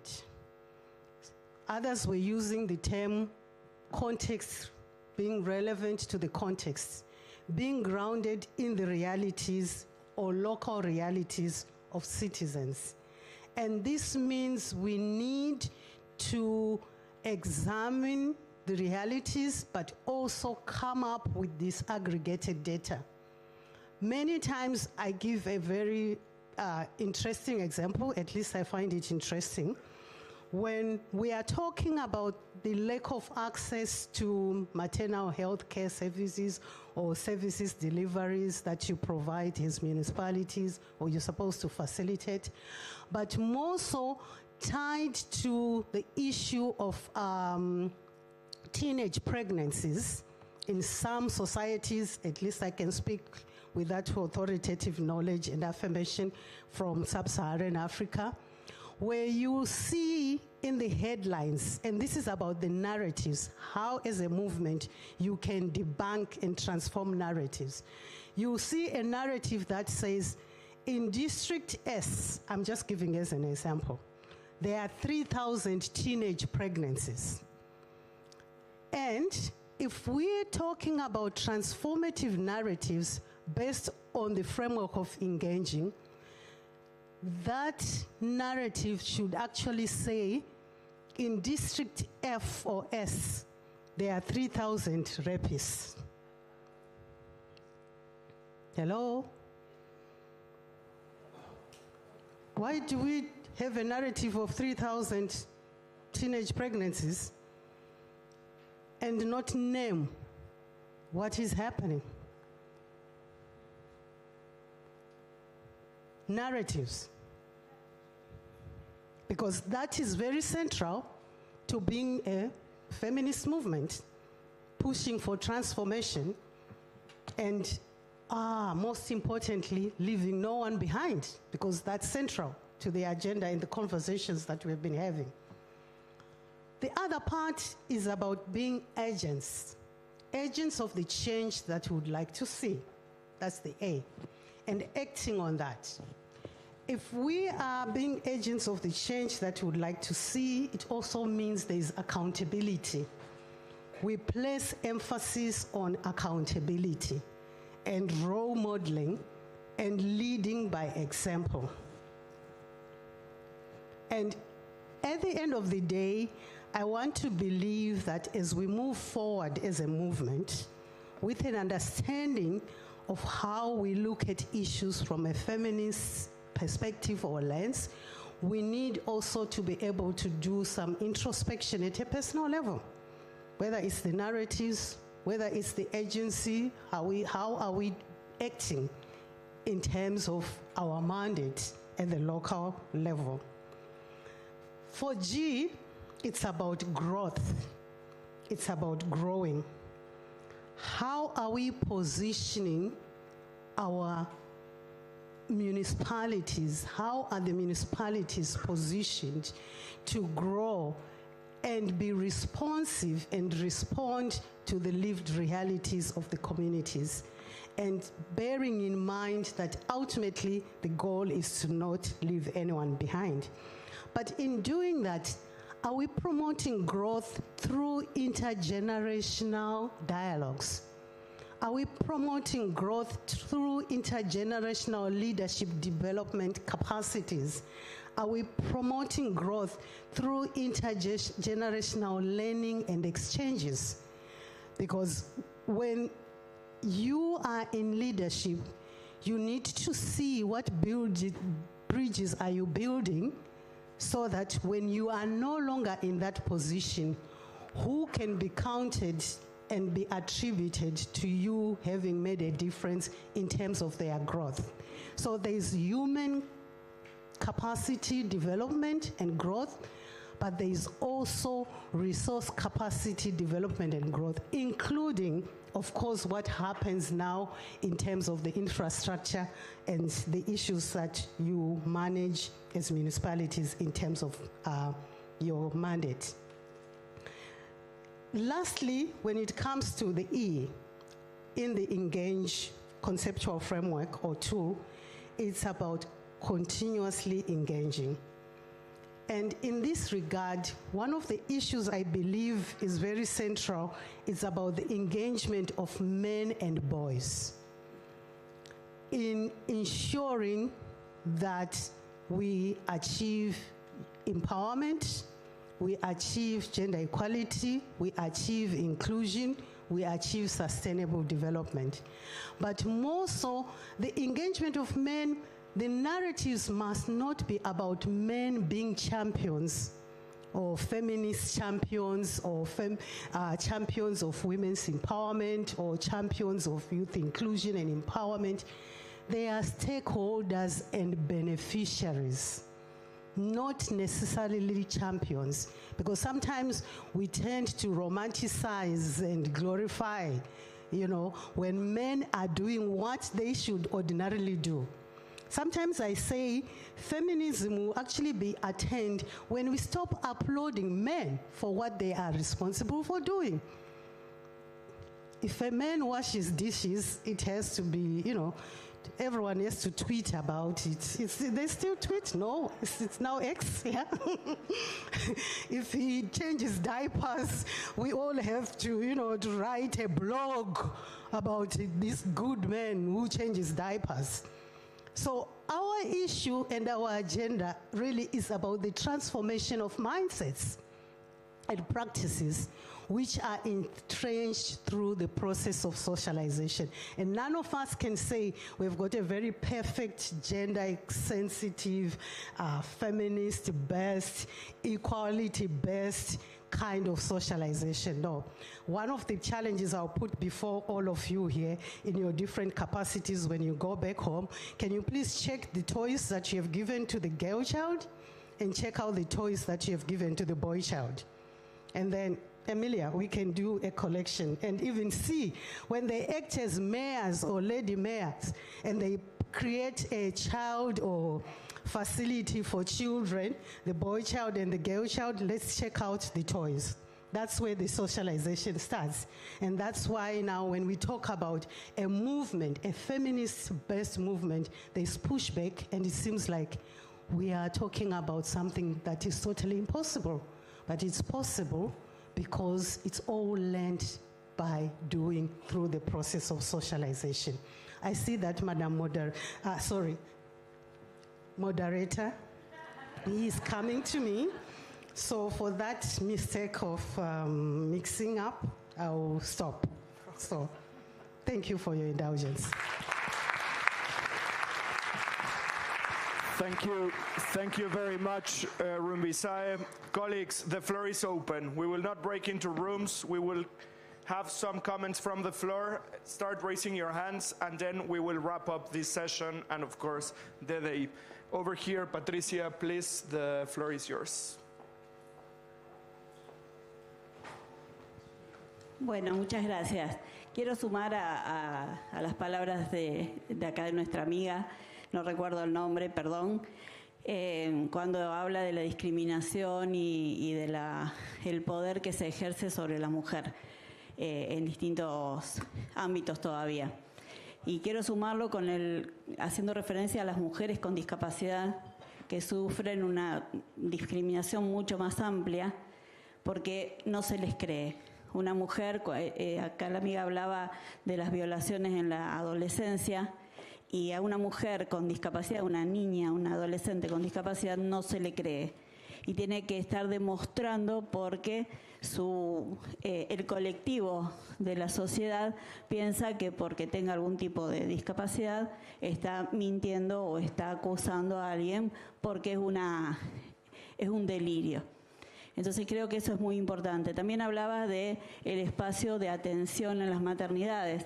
Nos encontramos con que las mujeres con discapacidad no pueden muy comúnmente en muchos lados de las ciudades ser atendidas porque las camillas para ginecología no están adaptadas a la altura por ahí o a las necesidades de los distintos físicos. Entonces, creo que tenemos que sumar esta mirada también de que somos discriminadas, me incluyo porque soy una mujer con discapacidad invisible, en el momento de ser tratadas. Uno le pone toda la fuerza y va peleando, pero por ahí la fuerza cae. Gracias. Gracias. Vamos al alcalde de Soria, del otro lado de la mesa. le pasan un micrófono. Me ha cedido la palabra a mí primero. Vale, por esto que estamos preséntense, por favor. en el debate de feminismo, dice que intervenga yo. Bueno, muy buenas tardes. Encantada de estar aquí. La verdad es que la reflexión que nos hacía Rumbitsai es espléndida. Entonces yo no me resisto a hacer algunos comentarios antes de compartir la reflexión que hemos hecho en los deberes que nos habéis puesto al respecto de la Agenda Post-2030. Nos vamos a una celebración del 8 de marzo de este 2026, pues en un contexto, yo creo que especialmente exigente para el feminismo y para la democracia.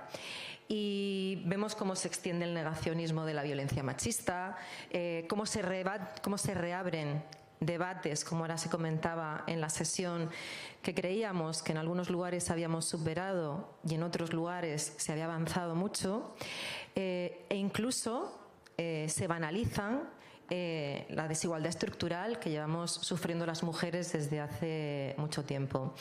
Así que frente a eso y desde ya, por supuesto, de cara a esa construcción, bueno, de cara al tiempo que nos queda para el cumplimiento de la Agenda 2030 y del pensamiento hacia qué vamos a hacer después, la experiencia o la propuesta que yo quería plantear viene ahora en este momento desde mi responsabilidad actual en el Ministerio de Igualdad en España, y cómo España se ha convertido desde hace décadas en uno de los países que más avances han tenido en igualdad de género.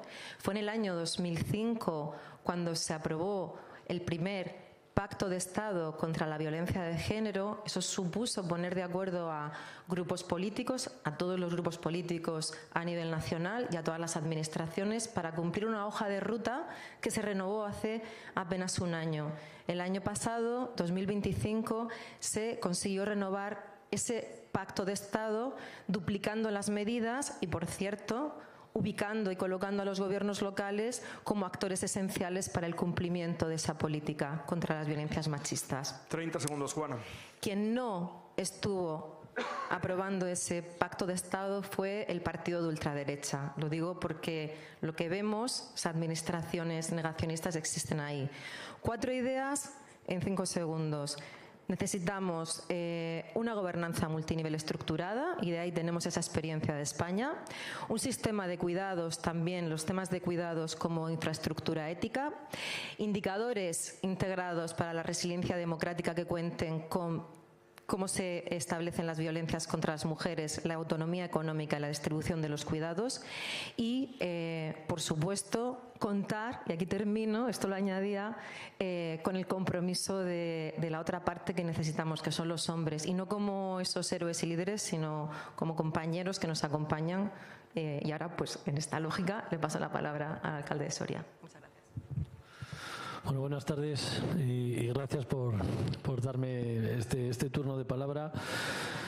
En el que tengo que compartir, es obligado a compartir toda la reflexión que se ha puesto encima de la mesa por parte de quien ha ostentado la palabra con anterioridad, y hacer hincapié en que al final estamos hablando del reto post-2030, y el principal reto post-2030 precisamente es garantizar esa igualdad de oportunidades para todos, y máxime hacia ese 50% de la población que supone la mujer, ¿no?, en el ámbito global y en el ámbito de nuestras respectivas comunidades.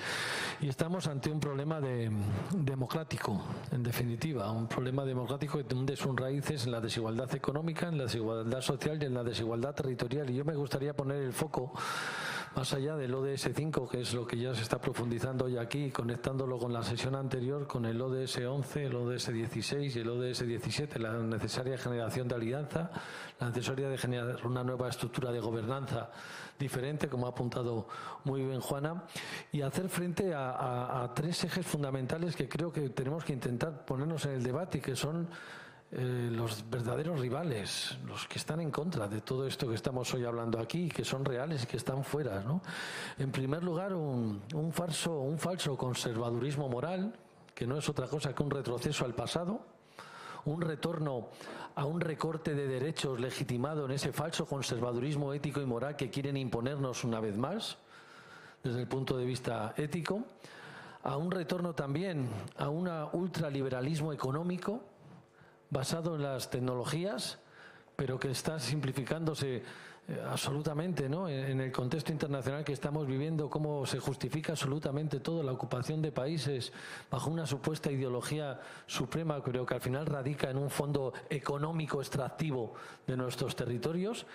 Y un tercer punto, ¿no? Que es ese autoritarismo político, que es el auténtico disfraz democrático que están utilizando algunos para desde dentro de las propias instituciones generar un desmantelamiento de los estados de derecho que hoy conocemos actualmente. Y en esos tres ejes tenemos que intentarlo plantear, y todo ello se está haciendo además desde un punto localizado territorial en nuestras ciudades, en nuestros territorios, en lo que a mí me gusta llamar ese nuevo colonialismo, que lo que plantea es volver a generar esa bipolaridad entre ricos, pobres, pero basado en territorios extractivos, territorios de consumo, territorios que producen y territorios que consumen, y por tanto generando un abismo de desigualdad cada vez más grande entre la sociedad y entre los propios territorios. Muchas gracias, alcalde. Vamos a ir a unas últimas dos intervenciones para cerrar la mesa. Voy con Sergio Arredondo, secretario general de FLACMA. Sí, gracias, paisano. Ante un tema tan sensible como son las políticas de género, primero, extraordinaria la presentación de nuestra panelista, que me motiva a hacer dos comentarios. Uno, ante los enormes desafíos que tenemos en todo el mundo, ya no digamos en América Latina, mi territorio, en temas de política de género, creo que nuestro movimiento está haciendo lo correcto.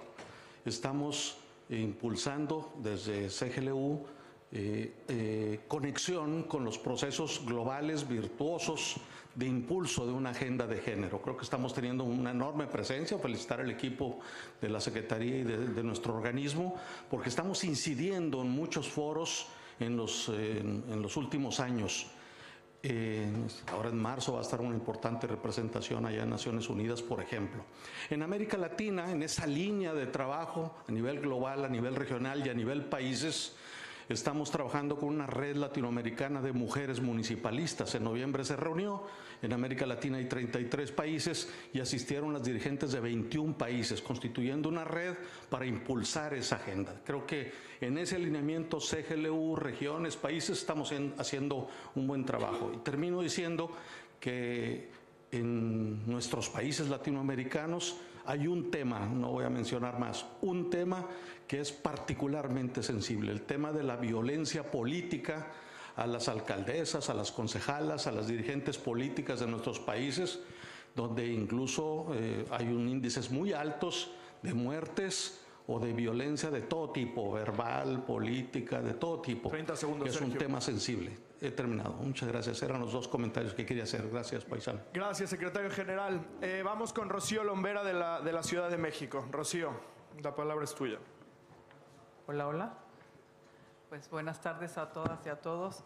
De lo que decía Rumdi, de las narrativas, de esto quiero hablar, creo que es algo muy importante en este tema. Sí hay disputas de narrativas muy fuertes y lamentablemente creo que posiciones más conservadoras nos están ganando y están penetrando muchísimo en el conjunto de la población, aunque eso sean las víctimas, ¿no? Justamente frente a sus propios derechos. Entonces yo creo que las gobernantes tienen la gran plataforma de poder hacer pedagogía popular, comunitaria, para ir cambiando estas narrativas. Y bueno, nuestra jefa de gobierno es una de ellas, ¿verdad? Que justamente en las asambleas con las comunidades coloca una frase muy linda que quiero compartir acá. Dice, ¿quién levanta al mundo? ¿Quién lo peina? ¿Quién le da de desayunar? ¿Quién lo manda a la escuela y a trabajar? Y así se comunica con la gente de los barrios, y claro que toda la gente empieza a sentir las mujeres, somos las mujeres, y creo que es algo que es muy importante y que tienen la voz las gobernantes, porque tienen una bocina grande frente a su población, y es una tarea importante para ir pues también cambiando estas narrativas que se colocaba, para deconstruir pues modelos, normas, etcétera. Y también, pues, como decimos en México, es tiempo de mujeres. Son de las cuestiones de narrativa que son importantes y que no es tan difícil que vayamos colocando, y que en cualquier espacio que se coloca de alguna manera esto ayuda a que propios y extraños, los otros, que en este caso serían los hombres, pues comprendan que es una realidad que las mujeres jugamos un papel fundamental, y no solo en la casa y en el hogar, como se dice, si pasan 2, 3 días y no se hace el quehacer, no se cocina, ahí es donde nos damos cuenta que las mujeres no están, o lo que hacen las mujeres y se valora más, ¿no? Y la cuestión es, cuando no hay esto, el mundo se vuelve un caos. Entonces, no solo en el hogar, sino en la economía de nuestras ciudades, de nuestros países, pues tiene un valor muy importante este papel, y creo que las narrativas dan para mucho y tenemos que trabajarlas más. Thank you very much, Rocío, from Mexico City. Tebogo, you have 1 minute from Salga. Oh, no, thank you very much. I want to say we are talking about the future, but the future is not here. I'm talking about the youth. But thank you very much for the inputs about the issues that are affecting all of us. But the following things are not voluntarily. The climate shocks, the youth unemployment, people that are sleeping under the bridge, the issues regarding gender issues are not voluntarily. But the SDGs says it's voluntarily, and we discussed this in our group, because these are systematic or structural crises, and we need to start to build a system that is not gonna fail under the stress, because all of us, partly we are stressed with something because we have left other people behind.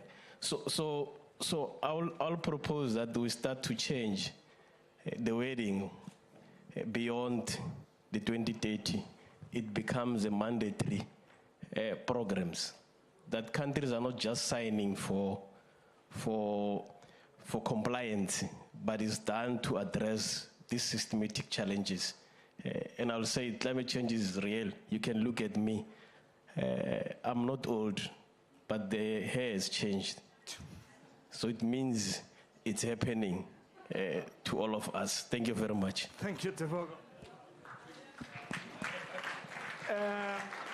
And with this, we're closing the final comments from our pitches, and we'll close with the Director General from Spain. Aromar, takeaways. You have 1 minute, or if you want to reinforce your proposal. I guess the thing is that if we were to start negotiating the SDGs today, they wouldn't happen in the multilateral system. Yeah. So we have an opportunity to rethink things differently, and I think rethinking that from the point of view of communities, from local governments, is a really interesting opportunity. And we shouldn't be constrained by having to go to the World Bank or things that happened in the 1950s or 70s. We have to be able to think somewhat differently, and there's a great opportunity to do that just now. Financing is just one of the stories, and I was making a pitch for a particular kind of financing.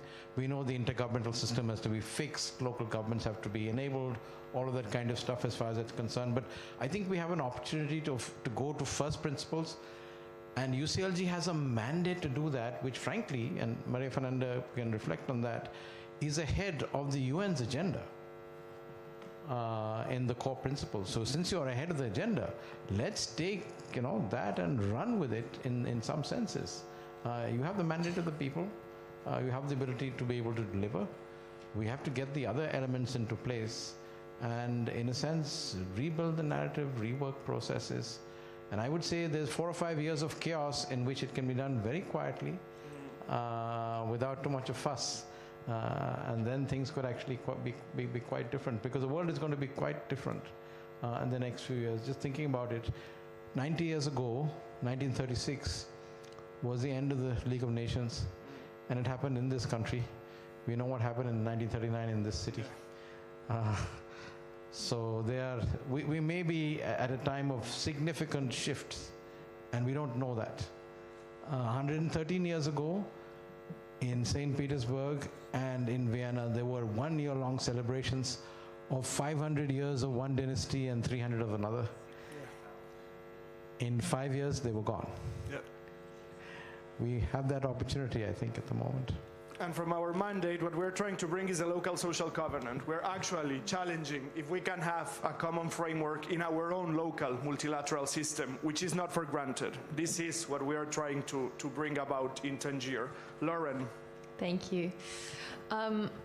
I mean, just to say thank you to everyone who's contributed thoughts. This has been a really interesting conversation, and I think it's interesting that the points that we were each asked to touch on, they're very separate and they're each very broad. I mean, to be asked to give a 5-minute pitch on how we restore trust in governance, I was like, okay, that's no small task. But what's interesting is that there are many common threads between what we've discussed today, each of us. And I think that as I kind of look at the people who represent the local solutions to the global problems that we're facing, I feel empowered in the work that I'm doing to continue to push for change, because I believe that each and every one of us is impacting something. None of us can change everything, but we can all change something. And so when we think about the We the Peoples that the UN Charter starts off with, I think it's important to consider in your lives, in your work, in your day-to-day activities, who are those people? Who are they that you are representing in the decisions that you make?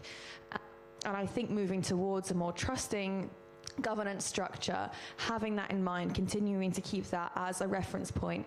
I mean, the context issue has, the policy and context has been something that has cut across all of the things we've discussed. So thank you, yeah. Thank you very much, Lauren.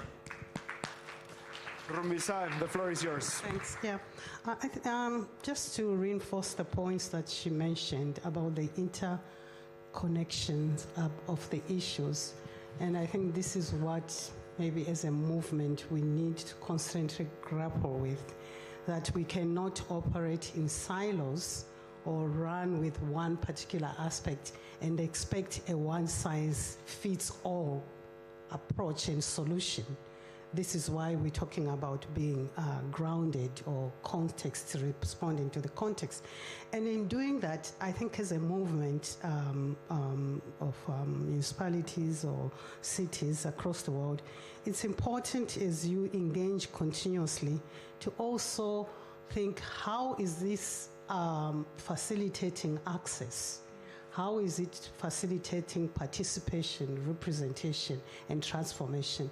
And I always emphasize that there's a difference between participation and representation. People across the world, young people are participating, but the representation is something else, having a voice and influence. And then, of course, the transformation that we'd like to see, which goes to the bottom line, which is problematic because it's about redistribution. For others to gain, it means others must, have a bit less. So this is an issue that in your mandate you will always be grappling with, and I think it says something about us as human beings. We are very weird and complicated. And this also resonates because today is the Global Taskforce Day, and what we do in the Global Taskforce is to guarantee representation.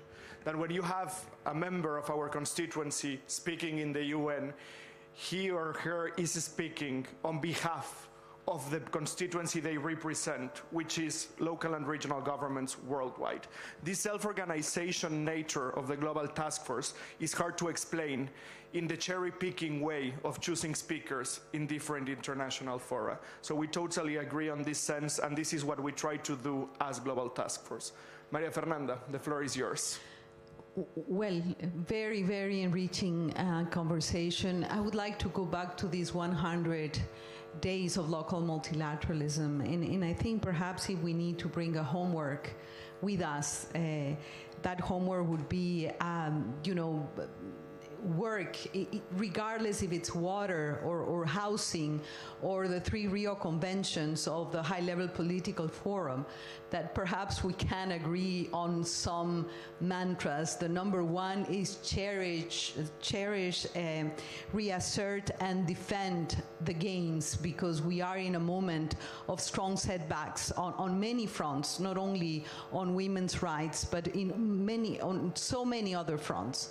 Even even the word development is under scrutiny, but for us, development is a conflict prevention agenda, is a human security agenda. So defend the gains, but look always at how to build, a new statecraft moment where local governments have to have a loud voice, and that would allow us to transit this moment of volatility, of uncertainty in a very constructive way, and use the moment of discussions on UN80 or implementation of the Pact of the Future to say we are in a moment of the building of a new statehood that has local and regional governments at the center. The issues of agency, is that we are capable of doing and transforming from the places where we are at. Most of you, of course, sitting at local and regional governments, but some of us in different spaces and places. The issue of agency and capacity to transform, I think, is absolutely vital. And the issue of design, whether it's the urban bank of the future, but really, put a strong emphasis when we discuss about the new international financial architecture, what is happening with illicit financial flows and the debt crisis and everything, and to say and to agree wherever we are in any of the spaces of the 100 days, these are the four messages we need to bring as a collective, because we are in times of enormous creativity, creation, opportunity, and we need to use and deploy our collective power in doing that. And this is exactly what we understand as 100 days of multilateralism. It's changing the narratives, which is there is one multilateral system that it's in crisis, but there are other multilateral spaces that are not in crisis, that they are as multilateral as they can, that they are diverse, and that they are shifting this power. So this is the spirit of putting in front that we recognize ourselves as a local multilateral system. Thank you very much to our pitches. I will yield the floor to David Perejil, Director General of the 2030 Agenda of Spain, to close the session. Thank you very much for the comments. I will be speaking in Spanish. Let me do that because it's my mother language. Muchas gracias por el debate. Hemos empezado hablando de Agenda 2030 y se ha acabado abriendo la caja y hablando de todo. Democracia, finanzas, el papel de... Bueno, muchísimas cosas. No las voy a resumir todas. Y creo que el debate es perfecto porque... Lo que puede traer la Agenda 2030 es romper los hilos. Si hay uno de ese atacado es el 5. El año pasado lo revisamos y, bueno, pues la revisión se puede ver en Naciones Unidas fue muy mala. O sea, muchos países están interesados en que este sea uno de los ODS que desaparezcan, como si fuera una naranja y se pudieran quitar partes del desarrollo, ¿no? Un desarrollo económico solo para unos cuantos sin mujeres. Si hay que romper silos... Este es precisamente a través de los aprendizajes del feminismo, ¿no? Que destaca mi compañera de gobierno, bueno, una de las aportaciones que necesitamos mantener en el centro. También quisiera decir un pequeño ejemplo. Siempre que me reúno con sociedad civil me ven con los ODS como si fuera la Constitución de España. Y me dicen, no, esto está en el 3, hay que cumplirlo. Y a ellos no les importan que sean un examen voluntario, quieren que se cumplan, ¿no? Y creo que es la perfecta actuación. Y cuando me reúno con alcaldes... Los alcaldes me dicen, bueno, en mi plan local mi vecino quiere agua limpia, la necesita. Y ese, por supuesto, está en los ODS. Ambas dos cosas están en los ODS.